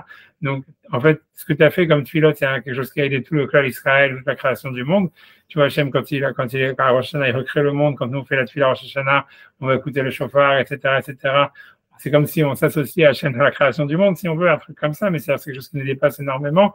Et une fois que tu as fini tout ça, et que tu as fini ta avoda, c'est comme tu vois un Kohen qui a fini sa avoda, alors après, il peut demander, tu vois, quelque chose pour lui, Stam, tu vois, parce que c'est un Etratson, parce qu'il a fait cette mitzvah. C'est pour ça qu'à la Neila, tu vois, voilà, on demande un truc. Et Elokain et Tzor, c'est la même chose, tu vois, ça veut dire, la même chose, avec a dit, si quelqu'un il veut, il étudie la Torah, après un shiur de Torah, il peut demander, s'il veut demander quelque chose, il peut dire, voilà, Hachem a parlé avec que j'étudie la Torah, que c'est ça ta volonté, que j'ai ça et ça, que je gagne au loto. Ah, autant de.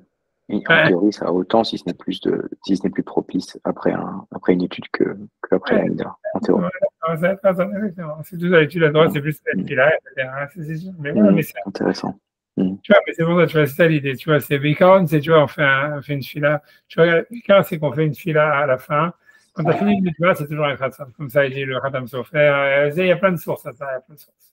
Et tu vois ça clairement, quand ils ont fini le Mishkan, Moshe, il a béni les enfants d'Israël, etc. Tu vois, donc ça veut dire à chaque fois que tu finis une mitzvah, quelle qu'elle soit, c'est un etratson.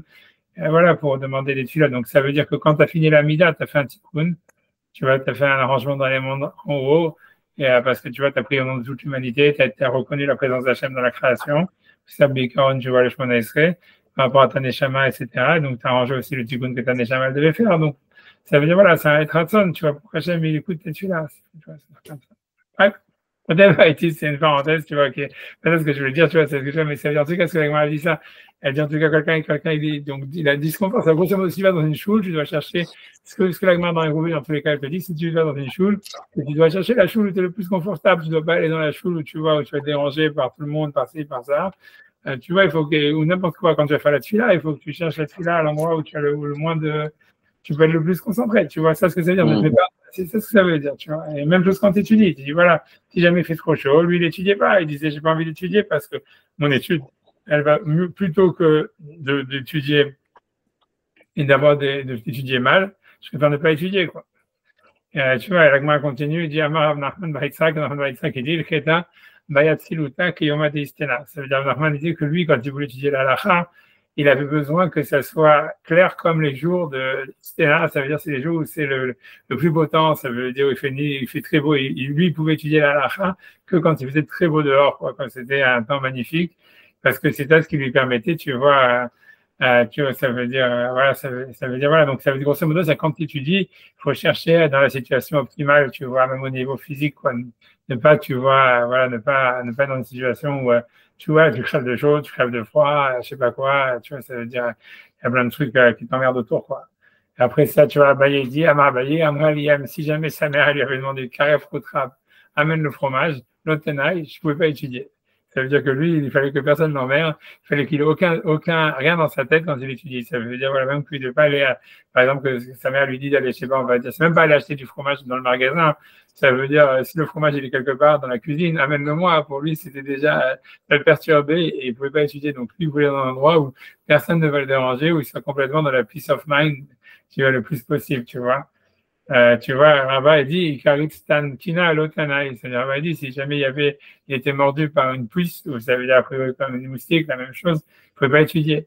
Il dit, après, de Ravina, le fils de Ravina, Abdali Ime, sa mère lui avait fait Shiva Miné, ça veut dire il avait 7 chemises, ou j'en sais rien, 7 habits, les Shiva Yomé pour les 7 jours de la semaine, parce que s'il mettait 2 jours d'affilée la même chemise, ça le dérangeait, il ne pouvait pas étudier bien, donc il fallait qu'il change tous les jours d'habit.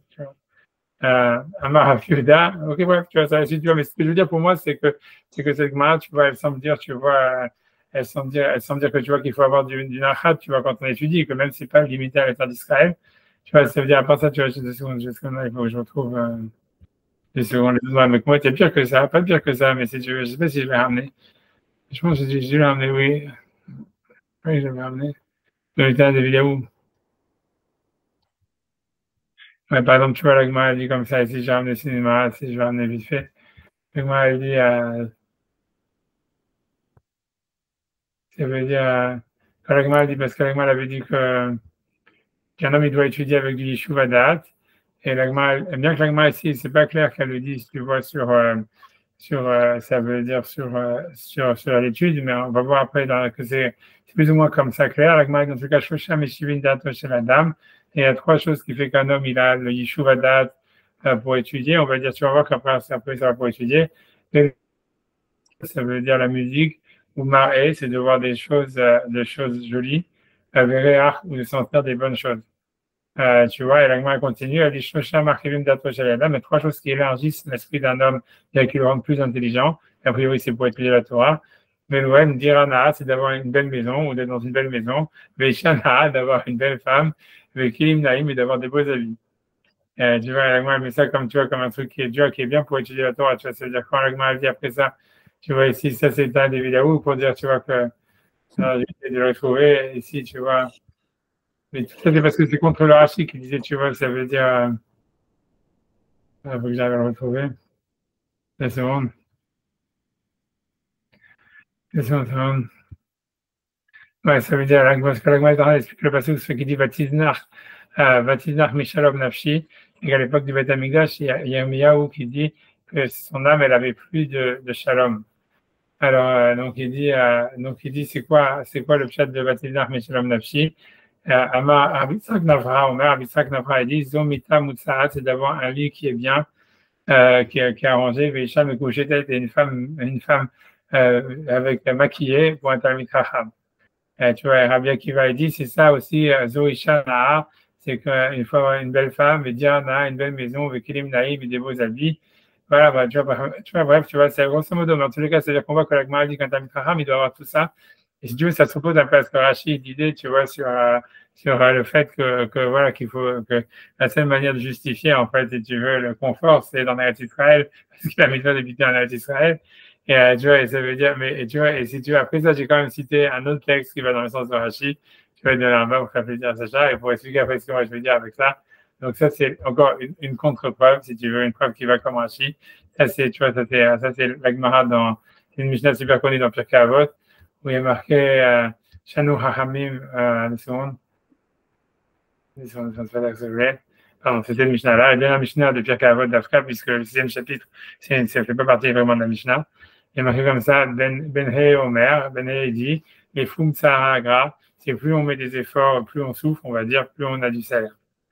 Et chez le Rambam, il dit sur ça c'est l'explication du Rambam sur la Mishnah. Le Mamar Ben-He, donc Ben-He dit, les filles Machitit Tsahara Torah, le plus tu vas te faire des efforts, mais tu vas souffrir dans la Torah, Yes Sachara, ça sera ton salaire. Et donc ils ont dit, donc ici tu viens de Gemara, le Rambam, c'est le roi Salomon qui dit ça, et tout ce qu'il a gardé de la sagesse qu'il avait étudié, Et là, chez Talmud Betorah, Amal Veira. Que ça veut dire que ce qu'il avait en fait reçu avec des efforts et de la souffrance. Amal, c'est en fait c'est plus que des efforts. En hébreu ancien, Amal, c'est c'est presque de la souffrance. C'est pas vraiment de la souffrance. Ça veut dire c'est de la souffrance qui est liée à l'effort. Je sais pas comment traduire ça. Et en français, tu vois, ça veut dire Veira et qu'il avait la peur. Minam Elamed, qu'il avait peur de son enseignant. Aval kriya tata anouk, mais si quelqu'un il étudie en étant dans la délectation, dans menoucha et dans le calme, en kiyum la, tout ce qu'il a étudié, je me dis, ça lui est pas resté. Vélo toilette bas, il en a tiré aucun avantage. Vamou firouche, ils ont dit clairement, mamaro, donc c'est Shlomo Meler qui dit ça, chorma tit chormato amdali. Simplement ma sagesse, elle m'est restée. Et, le mot af, ça veut dire colère, mais ça veut dire voilà que les choses qu'il a créées, qu'il a été quand il a étudié, quand il était dans la colère, ça veut dire qu'il était contre lui-même, qu'il était en état de violence contre lui-même. Dire korma chez la mati beaf, ça veut dire la sagesse que j'ai étudiée voilà, il dit dans la colère, mais ça veut dire dans une situation de violence par rapport à lui-même. Hamdali, c'est ça ce qui m'a resté. Il dit c'est pour ça que dit que les Juifs, et c'est pour ça que dans la Gemara, tu verras toujours qu'on demande de faire peur aux élèves, qu'il ne faut pas que tu vois que ça soit sympathique, qu'il ne faut pas que l'étude de la Torah, il ne faut pas que le rabbin soit trop souriant, il faut, tu vois, qu'il soit comme ça, qu'il soit, tu vois, Zvok Mora Batal Midim, c'est-à-dire injecte la crainte chez les élèves. Tu vois, en fait, en fait, la vraie étape de ça, c'est envoie du venin, en fait, sur les élèves. Et bref, tu vois, mais, donc, tu vois, en fait, c'est comme Rachid, donc ça veut dire, Rachid, tu vois, il dit ça, il dit, voilà, et ça, on voit que c'est vrai que quand tu vois que, quand il n'y a pas des investissements, en fait, tu vois, ça ne donne rien, mais c'est-à-dire, grosso modo, ce que je veux dire, c'est une sorte de contradiction. Ils vont me dire quel rapport, tu vois, avec la mission d'habitants d'Israël, mais je vais arriver à ce que, pour moi, donc je vais vous dire, c'est quoi? Voilà, pour moi, c'est ça. Je veux dire, bon, il y a une contradiction. Voilà, clairement, ça, c'est clair. On voit que Rachid, par exemple, quand on a vu dans Ketuvot, qui semble dire qu'en fait, on peut étudier la Torah que si jamais, en fait, ça a un sens d'étudier la Torah et que si on est pas dans le confort, et qu'en Israël où le confort, ça peut avoir un sens. Et aussi, on voit aussi le Rambam ici, quand il cite la Mishnah, qui dit que le salaire, il est en fonction de la souffrance. Les Fum Tsara Agra, c'est la dernière Mishnah de Pirkei Avot, la Ben Hehe Omer, les Fum Tsara Agra, ça veut dire, encore, voilà, eux, ils ont traduit labor, mais tsar, ça veut dire souffrance, douleur, agra, c'est le salaire. Donc, et c'est contradictoire avec la Gemara dans les Rouvines, etc. Et la vie du Maharsha qu'on a vu, etc., qui lui dit pourquoi quelqu'un, il va pas chercher le confort, etc. Ouais, non, moi, je veux dire, tu vois, qu'est-ce que moi j'ai voulu dire, tu vois, ça veut dire là-dedans. Ça veut dire, c'est vrai que c'est, moi, j'ai voulu dire comme ça, j'ai voulu dire, voilà, je veux dire, c'est quoi mon credo chez moi, c'est quoi mon idée? Moi, ce que j'ai voulu dire, c'est pour moi l'idée d'Israël, tu vois, pour moi la vraie question, c'est l'histoire de l'exil, tu vois, c'est de savoir, voilà, ça veut dire, voilà, ça veut dire, quand on est à l'extérieur d'Israël, on est en exil. Et en fait, je vais essayer d'expliquer un petit peu je vais pas dire ma conclusion, je vais simplement essayer d'aller dans comment j'ai réfléchi. Ouais, c'est ce que moi je me suis dit, tu vois, en réalité, une des questions que je me suis posée, c'est, tu vois, par exemple, les Juifs, quand ils étaient en Égypte, à chaque fois, un peu dans le désert, pardon, ils veulent toujours retourner en Égypte. Alors que tu vois qu'en fait, ils étaient en Égypte, ils n'étaient pas tellement heureux, quoi. Ça veut dire, ils étaient asservis, etc., etc. Et ils disent, par contre, ils ont des souvenirs extraordinaires de l'Égypte, se souviennent de la nourriture qu'on nous donnait gratuite, etc., etc. Alors que ça n'existait pas, tu vois. Et je me dis, pourquoi, en fait, c'était comme ça? Pourquoi est-ce que les mecs, voilà, ils ont été libérés de l'esclavage? Ok, ils sont dans le désert, ils mangent la manne, ils sont pas vraiment, tu vois, ça veut dire, voilà, personne ne les emmerde, tu vois, il y avait les colonnes de nuée, tout ça, donc ils étaient dans une situation de confort quand même. Tu vois, qu'est-ce qui fait que tu es nostalgique de l'Égypte, tu vois, quel rapport ils avaient avec des mecs qui étaient dans, tu vois, qui ont trucs, tu vois, je croyais que quand il parlait du café, c'était une blague, mais c'est pas une blague. Parce que c'est pas grave, c'était oublié. Parce que c'est un jeune aujourd'hui, normalement. Je t'avais pas dit, c'est pas grave. Je croyais que moi, quand tu m'as envoyé le message, je croyais que c'est une blague, j'allais mettre un petit truc. Je dis, moi, c'est moi qui viens d'une erreur avec le décalage horaire grave. Ok, c'est pas grave. Tu vas faire demain si tu veux, tu peux être guide demain si tu veux vraiment faire si tu n'as pas fait mincha, si tu veux te mécaber la mincha de faire demain et tu mets quand même Parce que de toutes les manières, si tu veux, comme le Waitzam Gedalia, c'est le lendemain de Rosh Hashanah, et cette année, c'est tombé Shabbat. Donc, le jour, il était repoussé de toutes les manières. Ça, c'est pas le vrai jour. Et donc, en fait, après ça, donc, c'est quand tu regardes dans les poskim, ils disent que, en fait, tu vois, quand les prophètes, ils parlent des jours de jeûne qu'on fait, il y a marqué, tu vois, il y a marqué Tzama Hamishi, Tzama Revi'i, ça s'appelle le 4e jeûne, le 5e jeûne, etc. Et ces noms des jeûnes qui sont donnés dans les prophètes, ils sont donnés par rapport au mois dans lesquels ils tombent. Donc, ça veut dire que, tu vois, c'est le Minhat Chinouk et tout ça, ils disent que on peut être, la raison pour laquelle quand le jeûne, il tombe à Shabbat, on peut le repousser au lendemain, c'est parce qu'en fait, la takana qu'ils avaient fait, c'était de faire un jeûne dans ce mois-là. Donc, ça veut dire, ça veut dire que l'idée, c'est pour ça que même si ça tombe Shabbat, dans l'ensemble Gedalia, c'est Shabbat. Donc, en fait, on n'a pas pu faire le vrai Tzom Gedalia. Donc, ce que nous, on a fait, ça veut dire, c'est un jeûne repoussé. Et l'idée, comment est-ce que le jeûne, il est repoussé? Puis c'est pas le jour même. Comment ça se fait qu'il y a encore un usage de faire le jeûne? C'est parce qu'on dit, il y avait quand tu regardes dans le texte des prophètes, il y a marqué le jeûne du 4e mois, le jeûne du 5e mois. Et donc, ça veut dire qu'en fait, tu mets Kayam la mitzvah en faisant un jeûne n'importe quel jour du mois.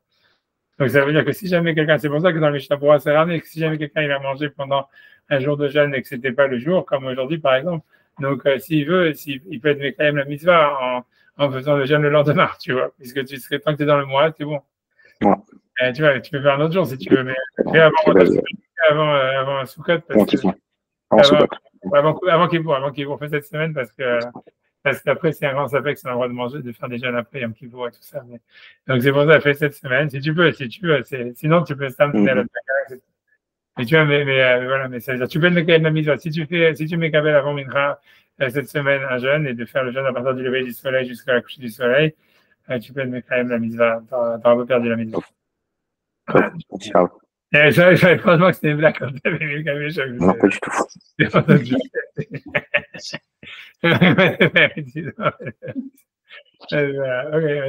tout cas, bref, mais en tout cas, c'était hier, que d'ailleurs les masses étaient Shabbat, donc ça va, c'est pas très grave. Et tu vois, bref, en tout cas, donc, je voulais ce que j'ai raconté. Oui, ce que c'est pourquoi les Égyptiens, ils étaient, comment dire, ils étaient nostalgiques de l'Égypte. Et tu vois, et moi je dis en fait, l'idée, pour moi, ce que j'ai expliqué, c'est comme ça, c'est qu'en fait, quand quelqu'un il cherche le confort, à mon avis, tu vois, ça veut dire, c'est comme s'il part en exil de lui-même. Tu vois, c'est-à-dire, pour expliquer l'histoire, c'est que tu vois, c'est pour ça que j'ai cité après le Messiah Técharim, tu vois, je sais pas si on va le faire dans les mots, etc., je vais pas vous saouler, etc., si on peut peut-être dans les mots, j'en sais rien. Mais tu vois, ça veut dire qu'en fait, si tu veux, c'est le véritable exil, le premier exil de tous, c'est l'exil de la Neshama dans ce monde-là, tu vois. Ça veut dire qu'en fait, la Neshama, quand elle est dans ce monde-là, elle se sent pas là où elle devrait être, elle se sent en exil, et c'est pour ça qu'elle est toujours en manque. Comme ça, il explique, tu vois, le Messiah Técharim, parce qu'elles sont un vide, et quels que soient les plaisirs qu'on va chercher, qu'on va chercher à combler ce manque, on n'arrivera jamais à le combler parce que la Neshama, elle n'est pas de ce monde. Donc, elle est en exil sur ce monde, tu vois. Donc, c'est normal qu'on ait une situation de manque à chaque fois. Mais tu vois, mais ce que je veux dire, moi, ce que j'ai l'impression, tu vois, ça, c'est ce que le Messiah Técharim, il dit ça. On peut le faire dans les mots si vous voulez, mais bon, après, peut-être. Mais pour moi, l'idée, c'est que qu'est-ce qui se passe? Comme on est dans une situation de manque, alors tu vois, quand tu es en exil et que tu vas dire, OK, je vais remplir ce manque avec quelque chose qui ne peut pas le remplir, plus en fait, tu vois, c'est comme si plus tu vas essayer de faire ça, plus tu vas partir en exil de toi-même. Et plus, en fait, c'est ce qui va t'attirer dans le confort et dans la chose, tu vois, justement parce que ce qui t'attire, c'est justement parce que tu sors de toi et parce qu'en fait, tu t'exiles de toi-même et plus tu y vas, plus tu deviens, si tu veux, addicté à ça, plus tu en peux plus en fait, revenir vers toi, ça devient quelque chose qui est impossible, tu vois, que tu ne veux pas faire. Et que tu vois, pour moi, à mon avis, c'est ça ce qui s'est passé avec les Juifs quand ils étaient en Égypte. Ça veut dire l'idée, c'est qu'ils étaient en exil, et maintenant, OK, alors eux, ils cherchaient, si tu veux, un réconfort, tu vois, dans le confort qu'ils pouvaient trouver là-bas, même si c'était pas grand-chose, c'était de manger des poissons et des pastèques, il y a marqué, ça a l'air d'être des trucs tellement extraordinaires, mais pour eux, tu vois, c'était à travers ça, comme s'ils arrivaient grâce à ça, si tu veux, à revenir tu vois, ça veut dire, c'est comme si c'était une fuite en avant, ça veut dire, ils avaient besoin de confort, tu cherches le confort pour te calmer, en fait, tu en as besoin, et après, ça te remplit pas, et tu continues toujours ça veut dire, tu es toujours dans un exil continu, et plus tu t'exiles de toi-même, plus, en fait, plus, en fait, tu es attiré par cet exil, tu peux pas t'en sortir, tu vois. Et tu vois, et donc, pour moi, c'est ça l'idée du confort. Moi, je pense que tu vois que dans la recherche du confort, il y a beaucoup ça. Ça veut dire, voilà, tu cherches, tu vois, en fait, c'est parce que tu te sens pas bien. Tu dis, ah là, OK, je sais pas, voilà, je vais me prendre un café, je vais faire ça, tu vois, ça veut dire, voilà, ça veut dire, il y a, en fait, si tu veux, une sorte d'exil de soi, en fait, à travers, tu vois, la recherche du confort, tu vois, c'est en fait, quelque chose comme ça. Je veux dire, après. Non, moi, ce que j'ai compris, tu vois, ça veut dire, ce que je me suis dit, tu vois, quand j'ai regardé, tu vois, le Rambam, quand il dit sur la terre d'Israël, qu'en fait, il n'y a pas de mitzvah d'habiter en Eretz Israël, mais qu'en fait, c'est interdit d'en sortir, et que, dit, oui, il y a la mitzvah, tout ça, etc. Moi, je me suis dit, en fait, c'est ça l'explication. Et c'est tout à moi, je suis sûr de ce que je dis, c'est vrai. Moi, je me suis dit qu'en fait, le Rambam, il a compris qu'en fait, Israël, c'est pas la terre d'accueil et tout ça, etc. C'est l'ultime exil. Ça veut dire que, en fait, c'est l'exil le plus possible, le plus parfait possible. Et que, en fait, l'idée, c'est que comment est-ce que tu reviens vers toi-même? C'est, en fait, tu vois, c'est quand tu t'exiles complètement, que tu t'exiles de ton exil. Et qu'en fait, c'est que comme ça où ça peut reprendre un sens, tu vois, si tu veux, tu vois, par exemple, de tirer le plaisir du monde, ou tu vois, d'avoir, même, tu vois, ça veut dire de revenir vers toi. Et si tu veux, pour ça, tu vois, je veux dire, on va faire dans les mots, si vous voulez, après les textes et tout ça, mais je vous dis simplement d'où je suis parti. Et tu vois, parce que moi, en fait, je me suis basé sur ça, c'est un texte du Zohar, en réalité. Ça veut dire, il y a un texte du Zohar qui parle justement sur l'exil, sur l'histoire du fait que Shabbat, c'est un retour sur soi, etc., etc. Mais qu'il dit que, justement, le retour sur soi, pourquoi est-ce que le Shabbat, en réalité, c'est un retour sur soi? Il dit parce que, justement, il y avait 39 travaux interdits, et les 39 travaux interdits, c'est une frustration qui est comparable aux 39 coups de fouet qu'on donnait à celui qui transgressait un interdit, et que ça inclut les 39 malédictions qui ont été données à Adam et à Ève, au serpent et à la terre quand l'homme il a été chassé du jardin d'Éden. Et parce que quand tu regardes dans les versets, quand Hachem il maudit Adam, il y a 10 mots dans le verset où il maudit Adam, il y a 10 mots dans le mot verset et il maudit Ève. Il y a 10 mots dans les mots, 10 mots dans les versets où il maudit le serpent, et il y a 9 mots dans lesquels il maudit la terre. Et en tout, ça fait 39 mots. Et le Zohar, il dit ces 39 mots, c'est par rapport de malédiction, c'est par rapport aux 39 travaux interdits le Shabbat. Et qu'en fait, et pour moi, c'est pour ça que je me suis dit, ouais, en fait, c'est ça l'explication. Ça veut dire que l'idée, c'est que c'est quand tu t'exiles de toi-même, ça veut dire en t'interdisant de travailler le Shabbat. En fait, paradoxalement, c'est que là, en fait, tu retournes vers toi. Et tu vois, ça veut dire que tu commences, tu vois, à te reconnecter même avec ton corps, tu vois, avec la matérialité qui est en toi. Tu vois, c'est on voit que Shabbat, tu vois, ça veut dire Shabbat, tu vois, en fait, ça veut dire on n'a pas de, tu vois, ça veut dire il n'y a pas de, tu vois, je sais pas comment expliquer, il n'y a pas la fuite du confort. Par exemple, quand tu vas manger de la dafina ou j'en sais rien, je sais pas si tu manges de la dafina, etc. Mais c'est la nourriture de Shabbat, c'est sûr que c'est pas une nourriture qui est addictive.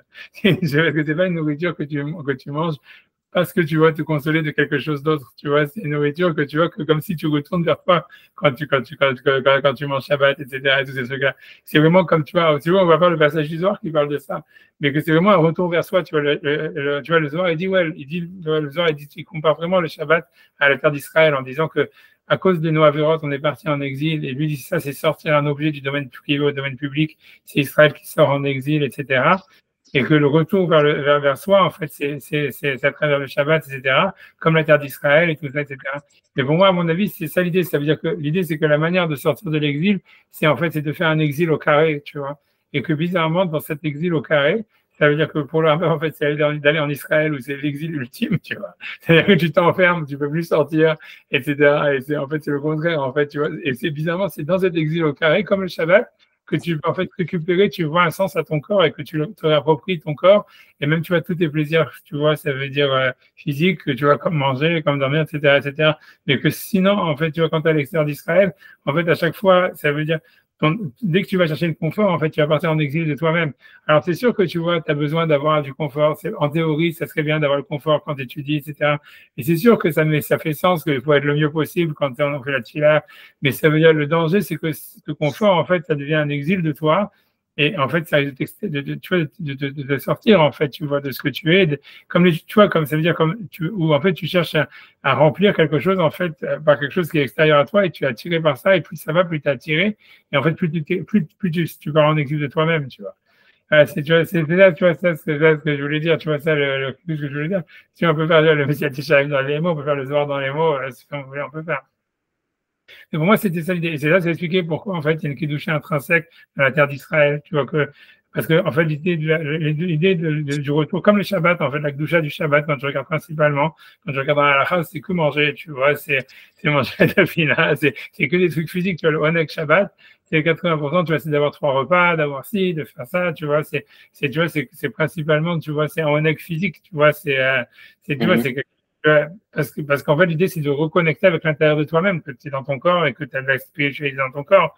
Et que ça, c'est possible que parce que d'une certaine manière, tu pars dans un exil en disant, je ne travaille pas le Shabbat, j'accepte sur moi les 39 travaux interdits, etc. Et c'est un peu, tu vois, comme il dit, comme le Rambam dit sur l'interdit d'Israël, c'est comme une prison, c'est qu'une fois que tu es rentré, tu t'interdis de sortir. Et que tu vois, et que cet interdit-là, il fait que, paradoxalement, tu vois, ça veut dire, en fait, tu retournes, tu reviens vers toi-même, tu vois, et qu'en fait, ton corps, il reprend un sens, et que quand tu vas chercher, en fait, le plaisir dans ton corps, tu vas plus extérioriser à toi-même, ça peut être comme un truc, comme je dis, une addiction, une fuite hors de soi, de vouloir remplir un vide par quelque chose qui est faux, etc. Mais au contraire, le fait, en fait, que tu reviens, tu vois, dans l'intériorité de ce que tu es, tu vois. Et que c'est pour ça que c'est la même chose avec la terre d'Israël, que c'est l'amour des pierres d'Israël, l'amour de la poussière d'Israël. Et c'est quelque chose qui est vraiment lié à la matérialité, à redonner un sens au physique, à la matière. Et tu vois, comme le Shabbat, si tu veux, un truc comme ça. Et je voulais, c'est des trucs comme ça que je voulais dire. Tu vois, c'est, mais je peux faire dans les mots. Je voulais dire autre chose, mais ça m'est sorti de la tête. Bref, voilà, mais Shabbat, on peut faire dans les mots. Vous voulez faire dans les mots, le Messie Desharim, on peut faire le Messie Desharim. C'est la 7e, tu vois, ce qu'il a de faire des Messie Desharim.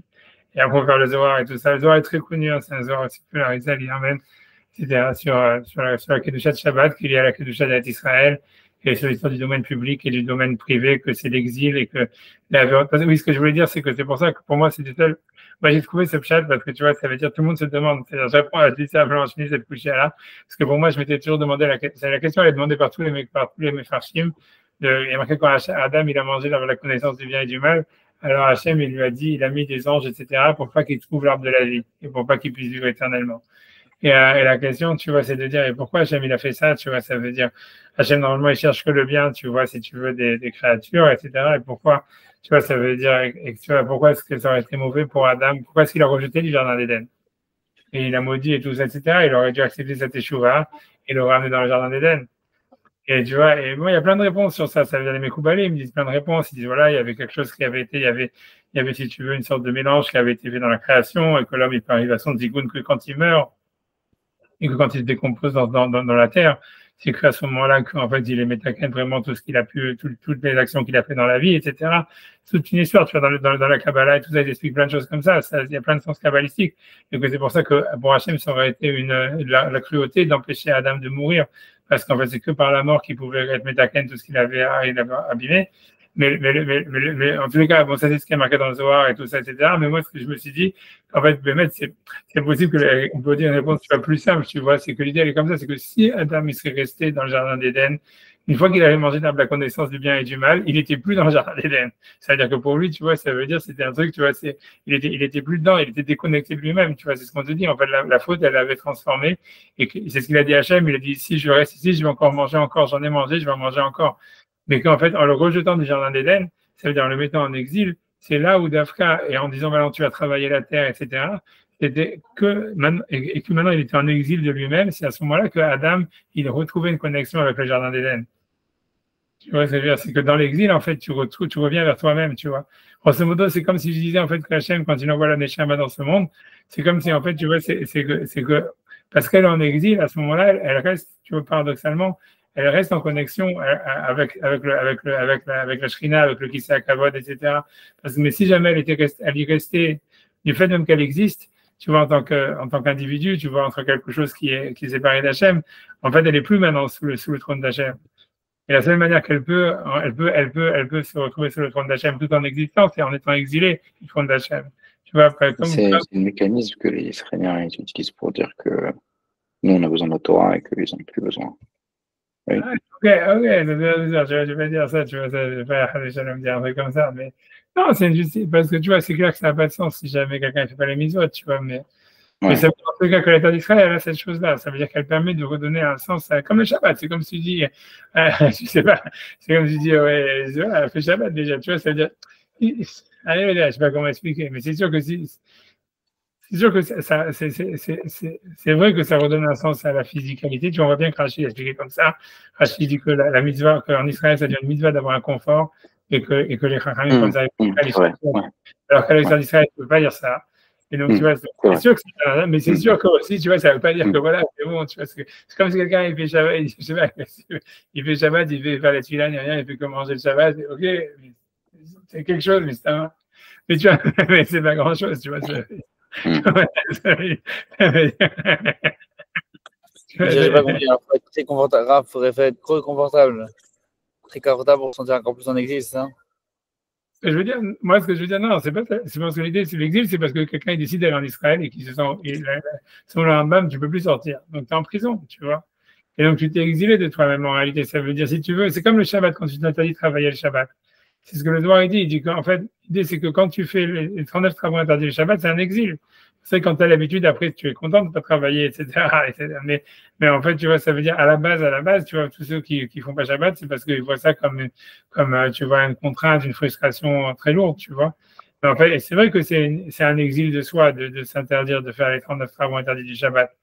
Et que ça peut être vu comme une frustration. Mais bizarrement, c'est parce qu'on s'impose cette frustration qu'en fait, on est capable de retourner vers nous-mêmes. Et c'est comme si, en fait, tu vois, en fait, on est en exil, c'est notre âme, elle est en exil, donc elle sent un vide, tu vois, et donc ça veut dire la première tentative de l'âme, tu vois, pour remplir ce vide, c'est de dire, OK, je vais aller vers le confort, ça va me réconforter du vide que je sens, tu vois. Et ça, c'est l'exil, parce qu'en fait, plus tu cherches, comme ça peut jamais combler le vide, donc tu vas toujours en chercher plus, et puis tu vas toujours t'extérioriser à toi-même. C'est que tu vois, c'est que même les Juifs, les Égyptiens, les Juifs en Égypte, ils étaient asservis comme je sais pas quoi, etc. Ils étaient nostalgiques de ça. Ça veut dire, parce que tu vois, en fait, c'est parce qu'en fait, ils cherchaient du confort. Ils avaient besoin du confort parce qu'ils étaient justement asservis. Donc, même si le confort est trouvé dans presque rien, quand tu regardes dans les psukim, ils disent, voilà, il avait du poisson, il mangeait de la pastèque, je sais pas quoi, c'est pas grand chose qu'ils disent, non, on se rappelle qu'on avait des comptes en banque remplis ou je sais pas quoi, etc.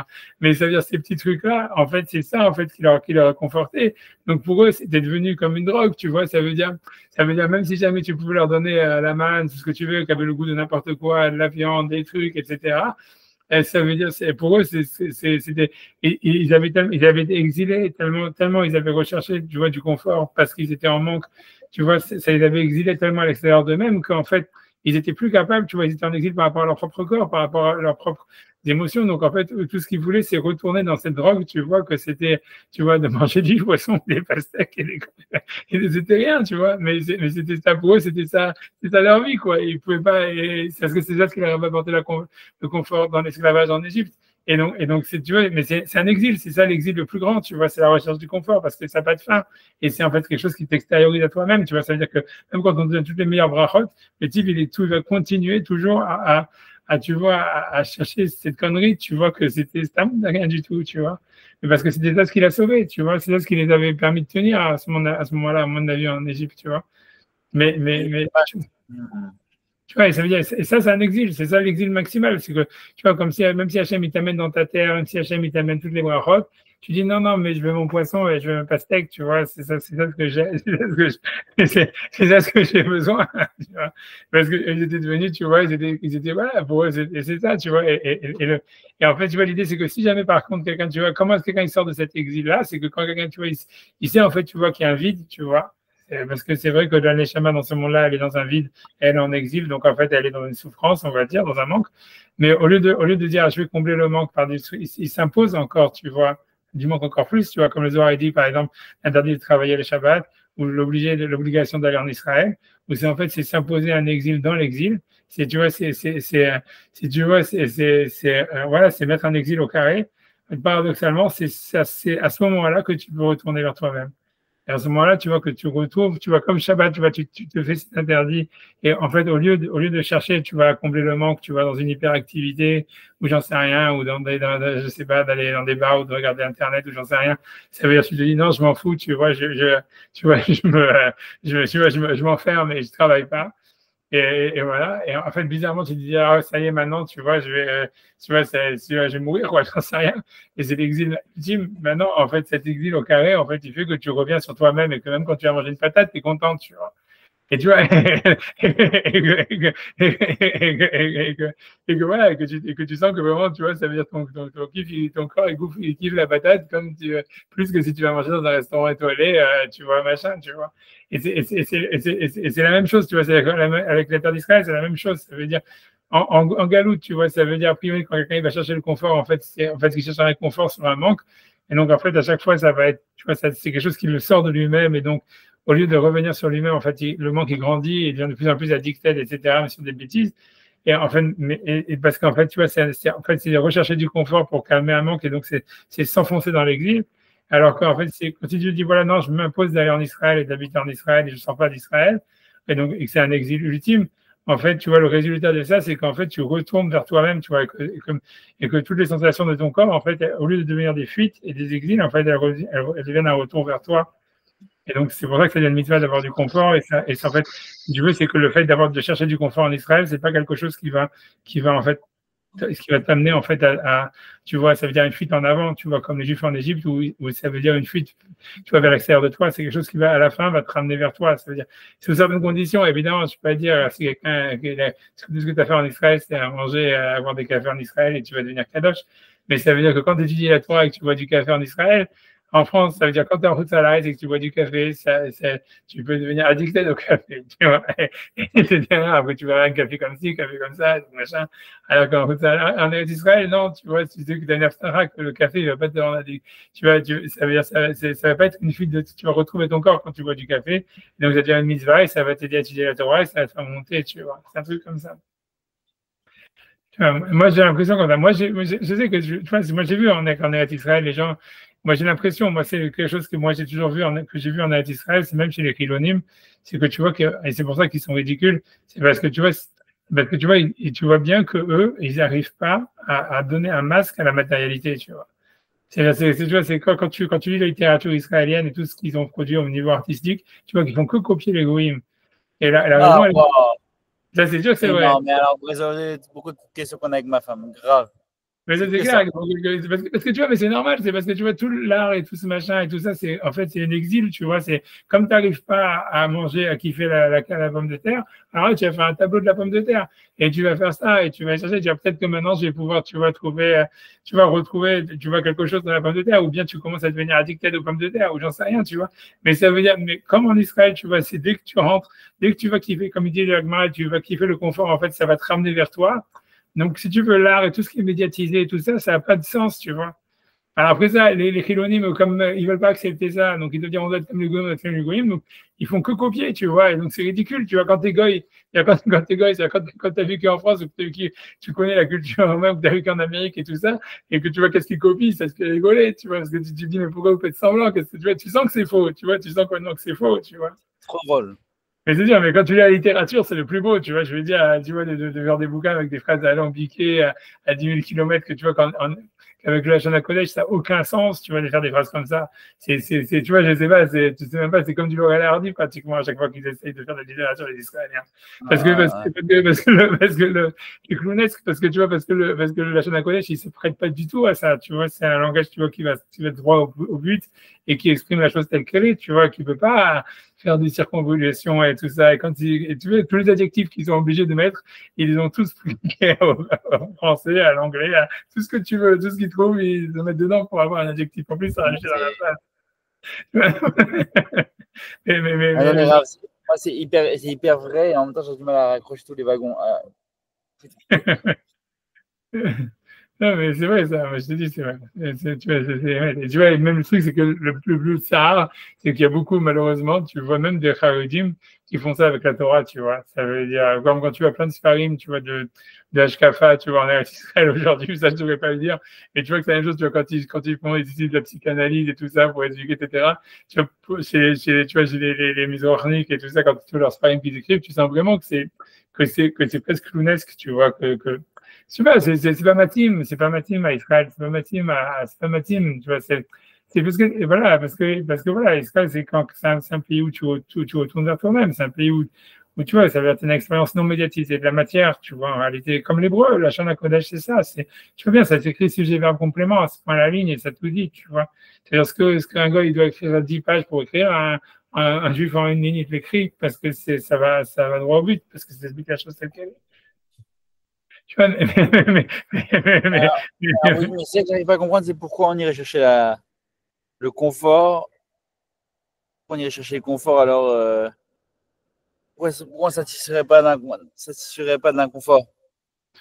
non, pourquoi? C'est parce que la Neshama, elle est pas, ça veut dire, en route salariée, c'est parce que tu vois, c'est un exil, tu vois. C'est-à-dire, on sait qu'on n'est pas nous-mêmes, tu vois ce que je veux dire. Ça veut dire, tu vois, c'est comme je dis, c'est tout ce que les Juifs ont cherché, tu vois, spirituellement, tu vois, en Galoute, tu vois, comme je dis, je pense que le meilleur exemple, c'est les Juifs en Égypte avec leurs pastèques et les poissons, tu vois, parce que ça montre le truc le plus ridicule possible et imaginable. Et je te dis, les pastèques et les poissons, c'est Rembrandt et c'est la même chose, hein, c'est pas plus intelligent. Tu vois, Beethoven, c'est pas plus intelligent que les pastèques et les poissons. Tu vois, je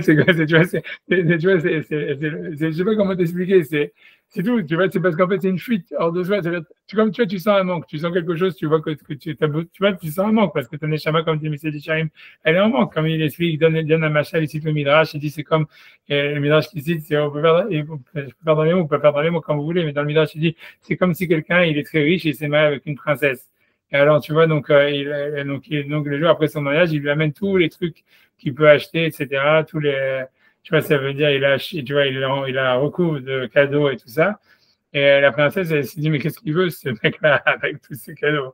Et tout ça. Et elle me dit, tu vois, elle s'en fout, tu vois, ça lui parle pas parce qu'elle, elle est noble, elle est pas du même truc, donc elle est pas dans le bling-bling et tout ça. Et donc, ça, c'est ce que le Midrash dit, c'est la même chose avec la Neshama, avec le corps. Ça veut dire que la Neshama, elle descend, tu vois, dans cette terre, etc. Le corps, il est très, tu vois, content d'être marié avec la Neshama. Alors, il essaie de lui donner tous les cadeaux qu'il peut, tu vois. Ça veut dire, voilà, je lui ai apporté ça, j'ai acheté, je sais pas quoi, là, tu vois, des tableaux, j'en sais rien, de la musique, après, c'est tout ce que tu veux. Ça veut dire les plus belles choses que lui, il pense que c'est qu'il y a dans le monde. Et la Neshama, elle regarde ça, elle dit, mais qu'est-ce qu'il me veut, ce con, avec ça, tu vois, ça veut dire, moi, je suis pas du même, chez nous, ça vaut rien, ça, c'est des trucs, tu vois, c'est pas du même milieu, c'est pas du même, ouais, c'est pas du même monde, tu vois, et donc c'est un exil, tu vois, c'est que la Neshama, tu vois, ça veut dire, voilà, alors c'est normal que tu vois, c'est ça l'état naturel de la Neshama dans ce monde, ça veut dire, c'est un matzav d'étrangeté, un matzav, tu vois, où, voilà, tu vois, on peut pas retrouver, si tu la Neshama, elle peut pas retrouver, en fait, comment dire, tu vois, ça veut dire, elle peut pas retrouver son endroit, si tu veux, sa terre d'Israël, si tu veux, elle peut pas la trouver dans ce monde, essentiellement, tu vois. Et donc, à chaque fois, malgré tout, au lieu de la chercher en elle-même, tu vois, ça veut dire, l'idée, c'est que, à cause si tu veux, de ce vide, alors, il y a une fuite en avant, tu vois, c'est toujours plus, tu vois, tu vois, on s'exile de plus en plus, tu vois, ça veut dire, parce que je dis, voilà, si ça marche pas, peut-être ça va marcher, et tu vois, peut-être ça va marcher, et puis même si ça, c'est parce qu'il y en avait pas assez, peut-être si j'en mange plus, tu vois, ça va plus me calmer, si, tu vois, j'en sais rien, tu vois, ça veut dire, tu augmentes la quantité, et si tu vas augmenter la quantité, tu augmentes le truc, mais tu es toujours de plus en plus, tu vas en exil, tu vois, et c'est une fuite, où tu vas de plus en plus, tu vois, ce que les oreilles amènent dans le domaine public, ça veut dire tu sors de toi, tu déracines ta neshama de son endroit, c'est ce que les oreilles l'appellent. Et parce que tu es à la fuite, justement parce que tu veux sortir de l'exil, mais au fond, plus tu cherches à t'en extraire, plus tu rentres dedans. Plus tu cherches du réconfort, du confort, plus en fait tu sors de toi-même. Donc à chaque fois, c'est une fuite, donc c'est jamais rassasié. Mais l'idée, c'est que tu vois, c'est pour ça que je dis que ce que je dois dire avec le Shabbat, comme chose, à mon avis, c'est ce que le Rambam il veut dire avec la terre d'Israël. C'est en fait, c'est si d'après, si au contraire, tu vois, ça veut dire tu mets l'exil au carré. C'est comme si tu fais une frustration de ne pas travailler Shabbat, par exemple. En fait, bizarrement, tu vois, c'est magique, quoi. Je sais pas comment ça se passe, c'est un truc de passe-passe, mais ça fait en fait que là, tu retournes vers toi-même. Et ça veut dire que tu vois, ta neshama, elle se reconnecte avec ton corps, et elle trouve du nachat, elle trouve un plaisir même dans la jouissance physique, la plus simple, tu vois. Comme je te dis, de manger des patates à la dafina ou j'en sais rien, ou du poisson, whatever, ce que ça veut dire des trucs qui sont très simples, tu vois, qui sont et que ça, c'est un retour vers soi, tu vois. Et pour moi, à mon avis, c'est pour ça que le Rambam il parle ici, quand on te parle de la terre d'Israël, les pierres d'Israël, se rouler dans la poussière d'Israël, c'est un truc vraiment physique, c'est un retour vers son corps, tu vois, c'est un retour, tu vois, c'est l'exil dans lequel on sort, c'est un exil vraiment de un neshama du corps par rapport au corps, tu vois. Et en fait, et tu vois, et pour moi, je pense que c'est vrai, je pense que vraiment que même Achiloni, en fait, il ressent ça au fond, tu vois, et c'est pour ça qu'il ne peut pas faire de l'art, parce que tout l'art, toute la littérature, ce que tu veux, tu vois, toute la culture, c'est une fuite, tu vois, c'est parce que tu n'arrives pas à tirer profit de ton bout de viande, alors tu dis, ok, alors je vais faire une sauce comme ci, je vais faire une sauce comme ça, et après, ça, tu vois, je dis pas que, tu vois, encore une fois, je dis pas qu'il faut pas le faire, je dis pas que, tu vois, qu'en exil, ça peut pas être la seule manière de survivre, tu vois, il faut trouver, comme on voit, tu vois, je vais pas rentrer dans l'histoire de dire que, qu'on a vu que les gens, dans lesquels ils étudient la Torah, ils essayaient ou de faire la tefila dans un état d'être le plus paisible possible, il n'y a pas de masochisme, tu vois, Et ça, tu vois, je veux pas dire que tu vois qu'il faut vivre dans l'ascétisme, etc. Mais ce qui est sûr, c'est qu'il y a à chaque fois, c'est quand on va chercher du réconfort à travers la matière en route salaires, c'est-à-dire built-in, ça veut dire on va le trouver, tu vois, et si on arrive à, on va dire, à réguler, à étudier la Torah, etc. Et tu vois, ça veut dire l'introduire dans quelque chose qui est plus général. Alors c'est sûr qu'on ne va pas être happé par ça, et on ne va pas s'exiler de soi en le faisant. Mais built-in, il y a une tendance à s'exiler et à la fin, on se retrouve jamais dedans. Tu vois, ça veut dire, ça reste quelque chose, un ustensile, tu vois, ça veut dire, ok, tu vois, je sais pas, j'ai besoin de m'aérer l'esprit, comme on a vu dans la Gemara, où les auteurs de la Gemara disaient, voilà, pour étudier, j'ai besoin qu'il fasse très beau, j'ai besoin que tout soit calme autour de moi, j'ai besoin d'être, tu vois, super paisible. Et on te dit, ah, voilà, comme on a vu dans la Gemara qui dit, voilà, une belle maison, des beaux habits, tout ça, ça élargit l'esprit de l'homme. Ça veut dire, et la Gemara, donc j'ai dit, c'est oui, tu vois, ça veut dire, si tu en as besoin, c'est pas que si tu en as besoin, mais ça veut dire, c'est bien si tu vas étudier la Torah, tu vas faire les mitzvot grâce à ça, etc. Mais si tu veux, c'est bien comme un ustensile, ça va jamais. Mais built-in, il y a quelque chose qui est impur dedans. Et tu vois, je te dis pas de pas le faire parce que ça peut t'aider, tu vois, et des fois, tu as besoin. Et si tu étudies la Torah, tu fais les mitzvot, etc., tu vas être protégé que ça va pas, tu vois, ça va te protéger que tu vas pas complètement tomber dans le puits, si tu veux. Et que tu vas utiliser ça de manière positive, tu vois. Mais au fond, c'est quelque chose qui est négatif. Tu vois, c'est quelque chose, en fait, c'est un exil que tu peux utiliser, tu vois, pour après ça, tu vois, comme tu vois, grâce à la limite, tu vois, et grâce à l'étude de la Torah, tu peux dire, voilà, maintenant j'utilise ça pour pouvoir faire mieux la tefila, mieux étudier, etc. Mais c'est quelque chose qui en soi, tu vois, qui est, je sais pas comment expliquer, tu vois, qui a une force, tu vois, d'abord, qui est une fuite à l'extérieur de soi, c'est comme tu pars en vacances, tu vois, c'est tout. Ça veut dire, voilà, si tu pars en vacances, si c'est pour mieux travailler, que quand tu retournes, tu travailles mieux, ah ben c'est bien, tu vois, parce que voilà, mais tu comprends que c'était des vacances, ça veut dire, c'est pas quelque chose qui fait un avec toi, ni rien, etc. Et c'est aussi quelque chose de dangereux, parce que quand tu retournes de vacances, tu peux être dégoûté de ton travail, etc., etc. Donc, tu vois, c'est exactement le même rapport que les vacances avec le travail, quoi. Ça veut dire c'est quelque chose que tu as besoin. Si tu ne prends pas de vacances, à la fin, tu vas burn out et tout ça, etc.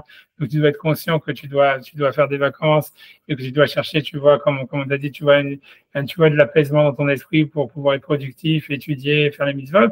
Donc, c'est pour ça que la camarade dans les rouvines et tout ça, on a bien des vidéos qui disent que c'est positif. Mais en fait, c'est quelque chose qui est positif parce que par si tu veux, par la conséquence que ça a. Mais en soi, c'est négatif au fond, tu vois. Et c'est quelque chose, en fait, tu vois, qui peut être tiré vers le mal, comme les vacances, tu vois, match les vacances. C'est un bon exemple. Et tu vois, j'ai des élèves qui sont partis à Toulouse, ils n'ont jamais remis de Toulouse. Ça leur a pris 3 ans pour revenir. Tu vois,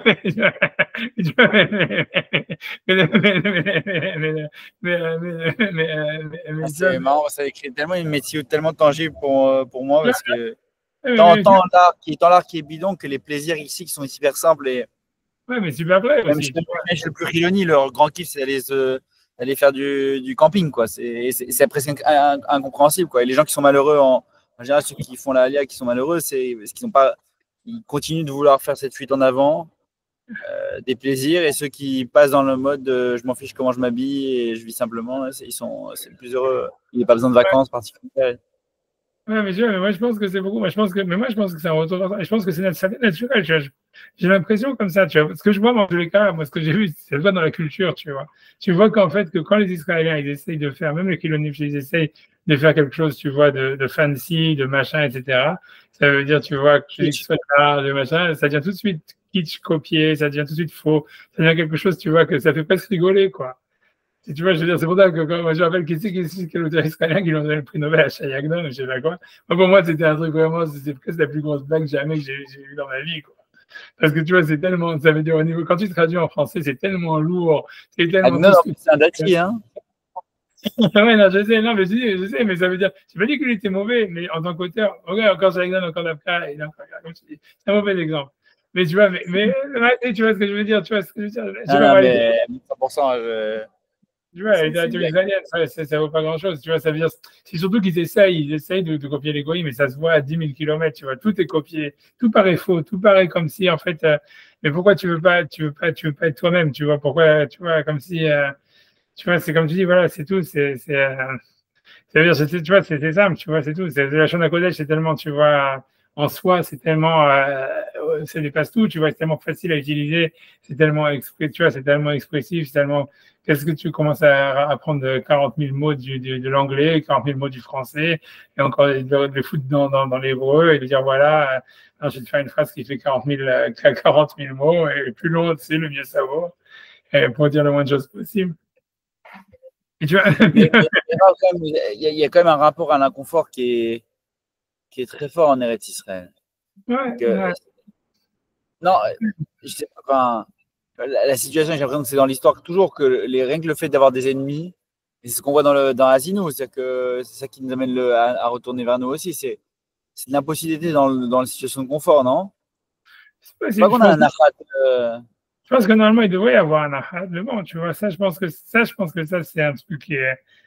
Je sais pas comment dire, tu vois, qui est une sad issue, moi, j'aurais dit. Tu vois, c'est quelque chose que tu vois, voilà, c'est une période. Mais c'est pas nécessaire que ça soit comme ça. Tu vois, je pense que le matzav en Israël, normalement, il peut y avoir la paix, tu vois ce que je veux dire. Je pense que c'est pas, tu vois, d'Afrique. Moi, je pense que ce qu'il n'y a pas en Israël, c'est la culture goy. Tu vois, ça veut dire, je pense que tu vois, intrinsèquement, dans un steak en Israël, tu veux pas manger un steak en Israël comme tu manges un steak en France. Même, tu vois, ça veut dire parce que tu vois, ça veut dire parce que voilà, parce que je sais pas comment expliquer. C'est nul, mais ils le savent, mais ils s'en rendent compte. Et alors, franchement, le seul truc qu'ils se font un kiff, c'est un barbecue. Ça se paraît très puéril de parler de ça, mais parce que c'est tellement tangible et physique et que c'est vrai, il n'y a rien qui est bien. Et pourtant, on kiffe. Ouais, voilà. Et si tu fais semblant, tu sais que tu vois, c'est vrai, tu vois, je sais pas, si tu verrais, tu vois, un Israélien qui commence à s'habiller, je sais pas quoi, avec une cravate et tout ça, tu crois que c'est un clown, tu vois, c'est tout l'histoire. Parce que ça va paraître un clown, tu vois. C'est comme on dit sur justement dans Aman, dans Achashverosh, que lui, il s'est habillé avec les habits du Kohen Gadol et que tout le monde rigolait parce qu'il avait l'air d'un clown. Il y en a qui disent qu'il avait l'air d'un singe. Tu vois, et tu vois qu'en fait, c'est la même chose, tu vois, c'est quand un juif, c'est-à-dire quand un Israélien il essaie de s'habiller avec, tu vois, comme avec des habits de designer, t'as l'impression que c'est un clown, tu vois. Et tu vois, mais c'est nous, tu vois, ça veut dire d'accord, tu vois, mais voilà. Mais c'est ça ce que je voulais dire, tu vois, mais voilà, ça, pas mon chidouche, c'était ça, c'est qu'en fait, Israël, en fait, c'est pas une terre, c'est l'exil dans l'exil, comme le Shabbat, et que bizarrement, l'exil dans l'exil, c'est ce qui fait qu'on peut revenir sur soi. Et c'est tout, et que c'est quelque chose de très physique, en fait. Parce qu'en fait, c'est la Neshama qui est en exil, et que la manière de ramener la Neshama dans le corps, c'est en fait de l'exiler une deuxième fois. Tu vois, etc. Ouais, c'est ça ce que je veux dire. C'est pour ça, en fait, tu vois, qu'en fait, il y a ce rapport comme si en Israël, le rapport à ce qui sort, tu vois, c'est pour ça ce que Rachid veut dire que en Israël, c'est une mitzvah d'avoir le confort parce que le confort, c'est pas quelque chose même, en foot, ça l'arrête, ça veut dire le confort, c'est quelque chose qui doit être utilisé comme un apaisement pour pouvoir étudier, pour pouvoir faire la tefila. Et c'est toujours dangereux, tu vois, et donc c'est toujours nécessaire, toujours, tu vois, et c'est en soi une fuite, c'est comme des vacances, mais c'est que utilitaire, on va dire. Alors qu'en Eretz Israël, tu vois, on a l'impression que le confort, c'est un retour vers soi. Donc il y a une mitzvah de tirer du confort dans la terre d'Israël parce que c'est pas quelque chose qui va t'éloigner de toi, c'est quelque chose qui va te ramener vers toi. Et donc tu vas. J'ai une question juste par rapport à ça parce que c'est le Vaïechev, moi toujours le Vaïechev de Yaakov où il arrive des tsarots justement à ce moment-là. C'est quand à ce moment où il est en confort, et pourtant il est en Israël. Mais c'est parce que tu vois, ça, ok, mais tu vois, ça, c'est ce que tout le monde dit, tu vois, c'est ce que mon rabbi disait, c'est parce que tu vois, dans Rachid, il y a marqué Bikesh Yaakov la Shevet du Mnucha. C'est Yaakov, il a cherché à être dans le confort, dans le calme. Et tu vois, et lui dit, tu vois, parce que mon rabbi, à chaque fois, il disait que c'est pas que le calme, comme on voit dans la Gemara dans les Roubines, on vient de lire plein de Gemarotes, tu vois, qui disent, voilà, il faut être calme, etc., il faut être dans le confort. C'est mauvais. Mais l'histoire, c'est que dès que tu commences à le rechercher, ça veut dire que tu n'es pas content. Ça veut dire, tu comprends, il y a l'idée comme ça, que de dire, voilà. Par exemple, même ici, tu vas prendre l'exemple, tu vois, de Rav Nachman. Quand Nachman dit, voilà, j'allais pas au Beldin quand il y avait du vent. Tu vois, donc ça veut dire, Mistama, que tu veux le ressentir dans sa maison, j'en sais rien, tu vois, ça veut dire si c'est Stam. Et donc, tu vois, pourquoi est-ce qu'il dit, OK, alors je vais prendre la voiture, ou j'en sais rien, je prends un chameau, ou j'en sais rien, je vais aller dans un endroit où il n'y a pas de vent. Et tu vois, il faisait pas ça. Tu vois, il dit, non, j'étudie pas, et je vais pas aller chercher un endroit où il n'y a pas de vent. Parce que l'idée, tu vois, c'est que ce qui est dangereux, tu vois, dans le confort, c'est la recherche du confort. Et tu vois, si jamais, tu vois, ça veut dire, si jamais, tu vois, l'idée, elle est comme ça. Si tu as une maison, tu as une choule, ou j'en sais rien, tu as une yeshiva, ou tu as un endroit, tu vois, on te dit, voilà, tu as des habits, on te dit, voilà, mets des beaux habits quand tu vas étudier la Torah, ou même quand tu vas faire des mitzvot pour pouvoir avoir l'esprit le plus large possible. et tout ça. Mais on te dit pas, va t'acheter des beaux habits pour pouvoir avoir l'esprit large, tu vois. Hein. C'est parce que tu vois, c'est la même chose quand on dit avec une choule. On te dit, si tu as une choule à côté, tu as une choule où c'est calme, tu as une choule où il y a plein de bruit, va dans la choule où c'est calme. Ou même si tu as dans ta maison, tu as un endroit où il y a l'air conditionné, où il y a le chauffage et tout ça, quand tu vas étudier, fais la tefila ou va dans l'endroit où c'est le mieux chauffé, où c'est le plus agréable pour toi. C'est ce qu'on a vu dans la Gemara. On te dit pas, va chercher une maison, va t'acheter une maison où tu vas être le plus calme, comme ça tu pourras faire la tefila. Parce que tu vois, l'idée, tu vois, c'est la recherche qui est vraiment dangereuse. Et tu vois, ça veut dire que Yaakov, tu vois, c'est comme il Bikesh Yaakov la Shevet Bimnucha, ça veut dire, l'idée c'est comme ça, c'est que voilà, Yaakov, ça veut dire, il avait, ça veut dire, voilà, et s'il était Bimnucha tel quel, tu vois, ça, il aurait pas dû, le fait de rechercher la Mnucha, c'est-à-dire qu'il n'était pas content de la Mnucha qu'il avait déjà, tu vois. C'était ça l'erreur, tu vois, c'est que Yaakov, il était, tu vois, ça veut dire, tu vois, quand on dit Vaïchev Yaakov, c'est qu'on a l'impression, tu vois, que, pas simplement, ok, il avait un business, il avait une parnassa, ça on voit, tu vois, qu'il avait une parnassa. Mais tu vois, c'est pas que il n'était pas ça veut dire il était pas content de ce qu'il avait, il voulait plus. Tu vois. C'était ça l'erreur. Il a dit Bigash Yaakov. Tu vois, c'est pas que il peut marquer Yashav Yaakov Bimnucha Kafa Salah ou Yosef. Il marqué Bikesh Yaakov Hashem Bimnucha. Yaakov, il a désiré s'asseoir dans le confort. Alors qu'il était déjà dans le confort, tu comprends? Ça veut dire que tu vois, ça veut dire le confort, c'est quelque chose, tu vois, qui est bien quand tu vois, ça veut dire quand tu le recherches pas. Tu vois, ça veut dire, il faut que tu vois, ça veut dire que tu trouves la menoucha dans ce que tu as pas. Tu vois, c'est qu'elle va reconnaître que lui, il avait déjà de quoi être menoucha, tu comprends? Donc, il n'avait pas à rechercher plus, tu vois.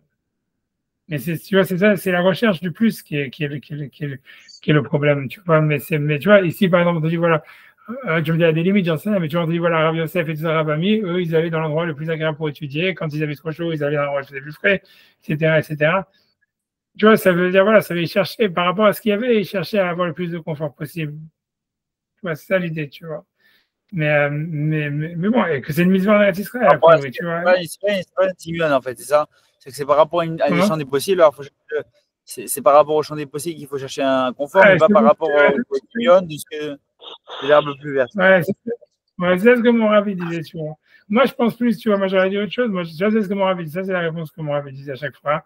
Mais moi, tu vois, je pense plus même, tu vois, je pense ça, pour ça que chacun il a un tachlit dans la vie. Je pense que Jacob était spécial, tu vois. Je pense que tu vois que Jacob, c'était son tachlit, son but c'était de ne pas avoir de calme.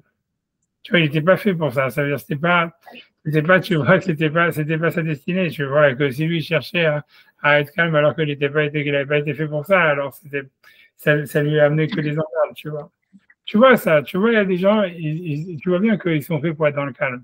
Et tu vois, Hachem, il leur ramène le calme et tu vois, ils restent calmes toute leur vie et ils ont des vies pépères et tout va bien pour eux et tout se passe toujours bien.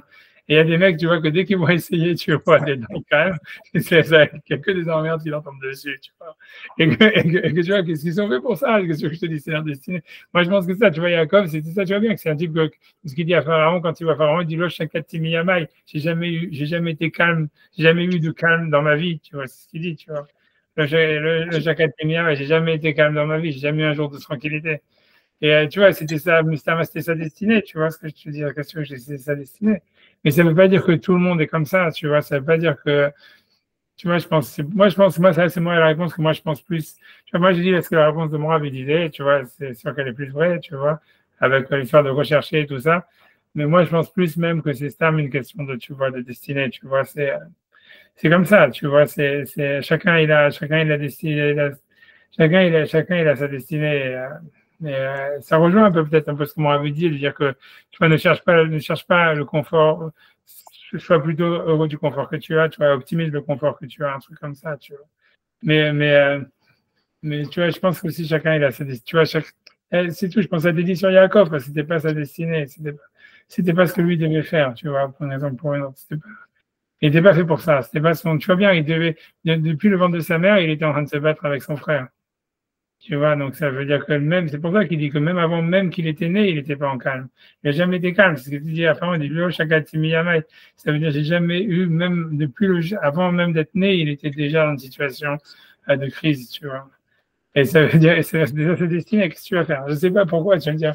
Mais, tu vois, c'est ça ce que j'avais voulu de lui. Et si jamais lui laissait d'échapper à ça, plus il essayait d'échapper à ça, plus ça lui retombait dessus, tu vois.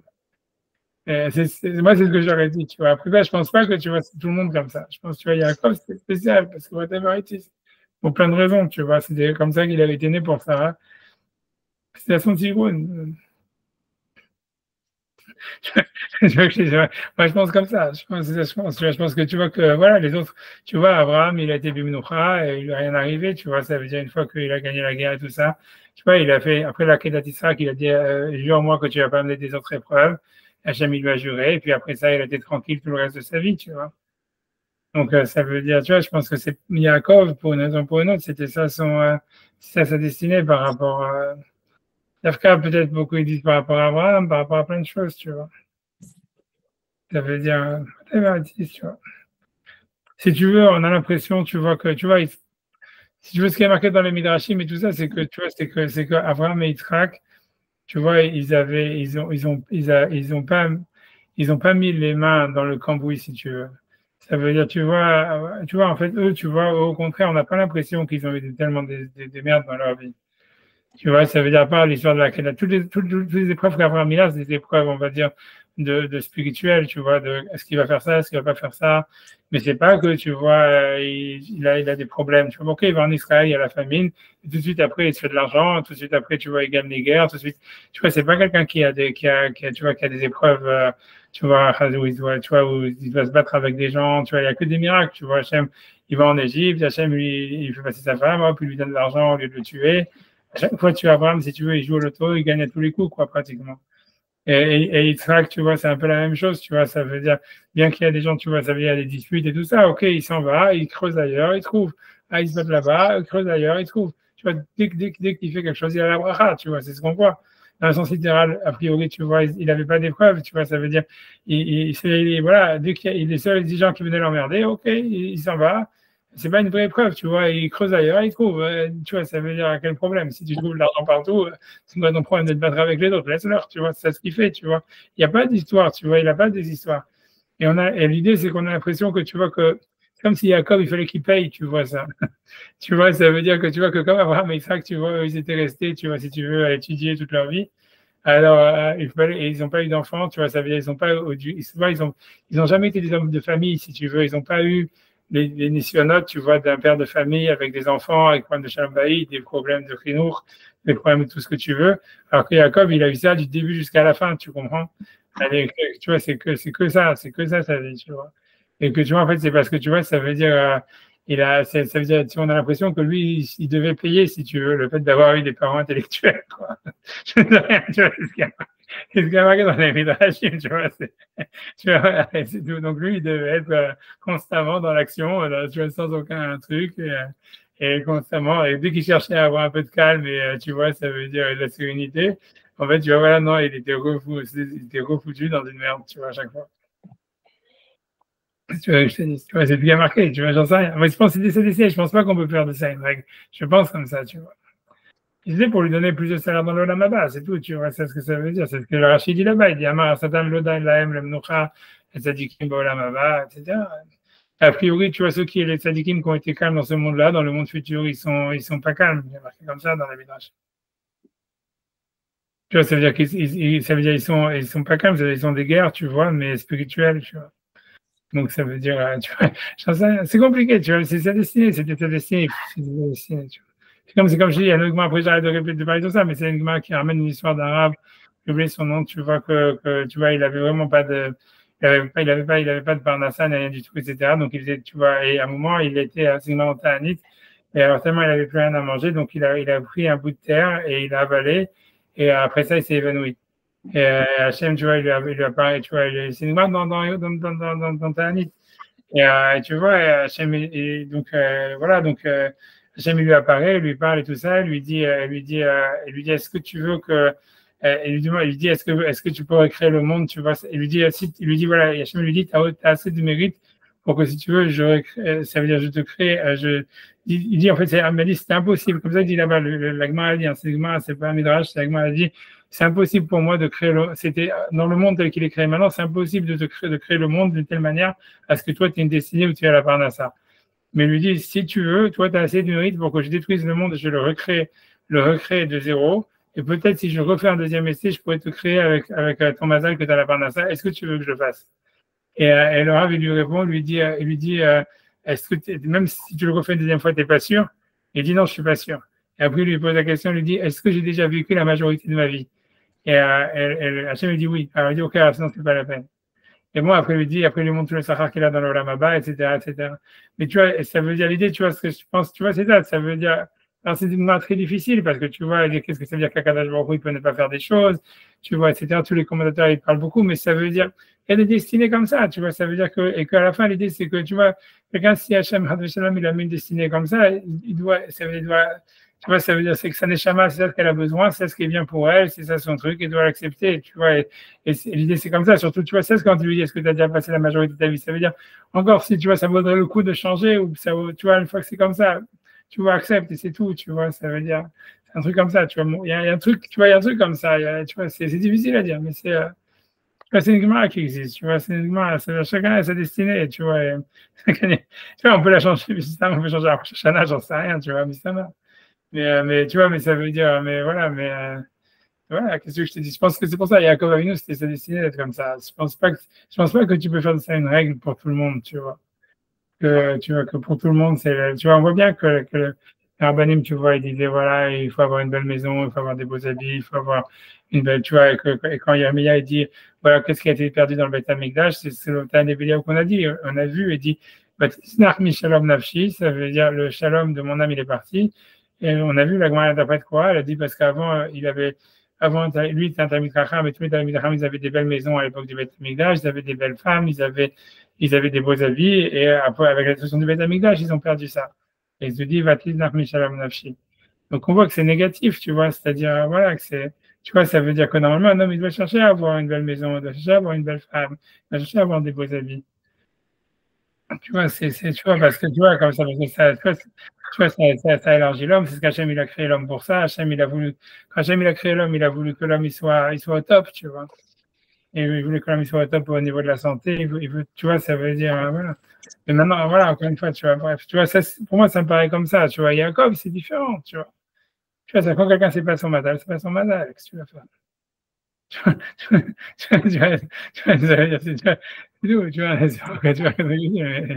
je pense pas que c'est une règle. On n'a pas fait dans les mots ni les Zohar, ni le Messiah Sharim, mais je veux dire, après, je veux dire, comme je suis allé saouler comme ça, c'est bon, mais c'est clair ou c'est pas clair ou ça va? C'est clair, merci beaucoup. Merci. Si vous voulez regarder le Messiah Sharim dans les mots, regardez-le le Zohar aussi. Dans les Zohar, peut-être que c'est plus difficile à regarder dans les mots. Il y a des traductions sur Internet de ce passage du Zohar. Vous pouvez nous envoyer la référence dans le chat? Mais ils sont déjà dans le truc. Ah, ils sont dans le chat, d'accord. C'est dans le oui. En fait, ce qu'on n'a pas fait, c'est le passage du Zohar et le Messiah Sharim. Tu vois, le Messiah Sharim, il dit que l'âme, elle est en exil dans ce monde et qu'elle ne trouve pas de plaisir dans ce monde.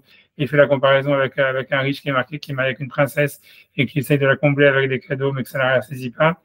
Ça, c'est dans le Messiah Sharim. Et le Zohar, lui, il parle, tu vois, de cette histoire de l'exil de Adam qui est jeté de sa terre et que c'est ça l'exil et que le retour de l'exil, c'est le Shabbat. Et que c'est justement en s'interdisant de travailler qu'on revient vers soi, et que l'idée aussi que le Zohar là-bas il dit, c'est que il peut pas y avoir de retour sur soi sans exil. Et tu vois, le Zohar là-bas il parle du cœur. Tu vois, il dit que le cœur il a une partie où ça expulse le sang et une partie où ça récupère le sang. Et il dit, tu vois, en fait, et il dit, c'est de revenir vers soi. C'est ça le retour d'exil. C'est pas que, en fait, tu vois, tu es dans un endroit et tu es dans ton endroit et c'est terminé.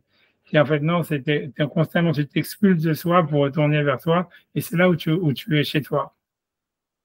Et donc, tu vois, ça veut dire que c'est pour ça, tu vois, il faut s'interdire de travailler le Shabbat pour pouvoir ressentir, tu vois, si tu veux, le plaisir, tu vois, du Olam Haba dans ce Olam Hazé. Et tu vois, tu vois la même chose avec la terre d'Israël, tu vois. Pour moi, je rajoute ça sur la terre d'Israël. C'est parce que, tu vois, ça veut dire, l'idée, c'est qu'il faut que tu t'expulses, tu vois, de où tu es, pour être dans un exil en Israël, et que là, tu retournes vers toi, tu vois. Ça, c'est le passage du Zohar, tu vois, qui parle sur Moshe, tu vois, qui pouvait pas justement c'est comme tu vois, on a l'impression que Moshe, lui, il pouvait pas aller en Israël parce que là où il était, c'était Kadosh. Mais pour lui, c'était un niveau qui fait qu'il n'y avait plus d'exil pour lui. Donc, il ne pouvait pas rentrer en Israël.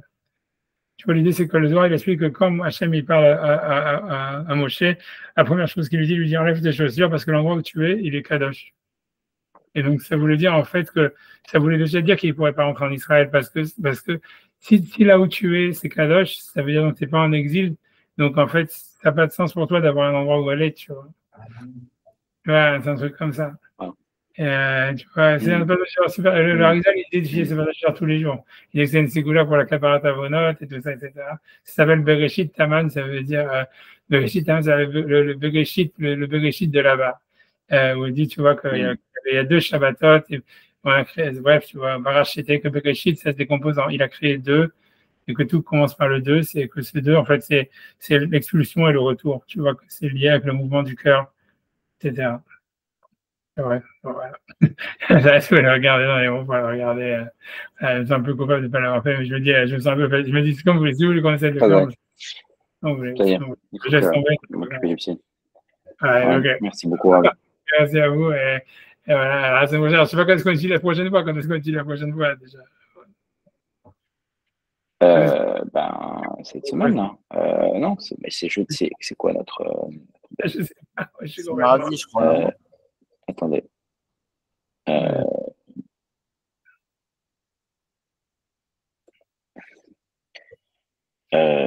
Mardi à 1h30. Mardi à 1h30. Ok, très bien. Bien? Ok. Et si tu veux qu'on étudie samedi soir chez vous, avec plaisir les prochaines fois. Ok, d'accord. Ouais, attends encore un petit peu. C'est quand le changement d'heure? Allez, d'accord, parfait. Fin du mois. Ouais, fin poste après les fêtes. Ouais, donc ça passe et tout ça. Ouais. En plus, le Motsai Shabbat, c'est Yom Kippour. Après ça va être les fêtes. Ouais, c'est bon. Ouais, on fait les fêtes. Ok, Hachem. Ok, merci beaucoup. Merci, Rav. C'est à mardi. Donc, à mardi. Donc, de souhaiter. Voilà, il y a un bon jeûne pour Sacha. Ouais, franchement, je crois que c'était sûr que c'était une blague quand tu m'as dit je fais un café. Ah non, pas du tout. Ah, je suis en plein dedans. Je suis en plein dedans. Pas dans le café. Ok, t'as raison. Je vais prendre une date. Merci. Ok, allez, Bye, Valentin. Konto. Bye, bye.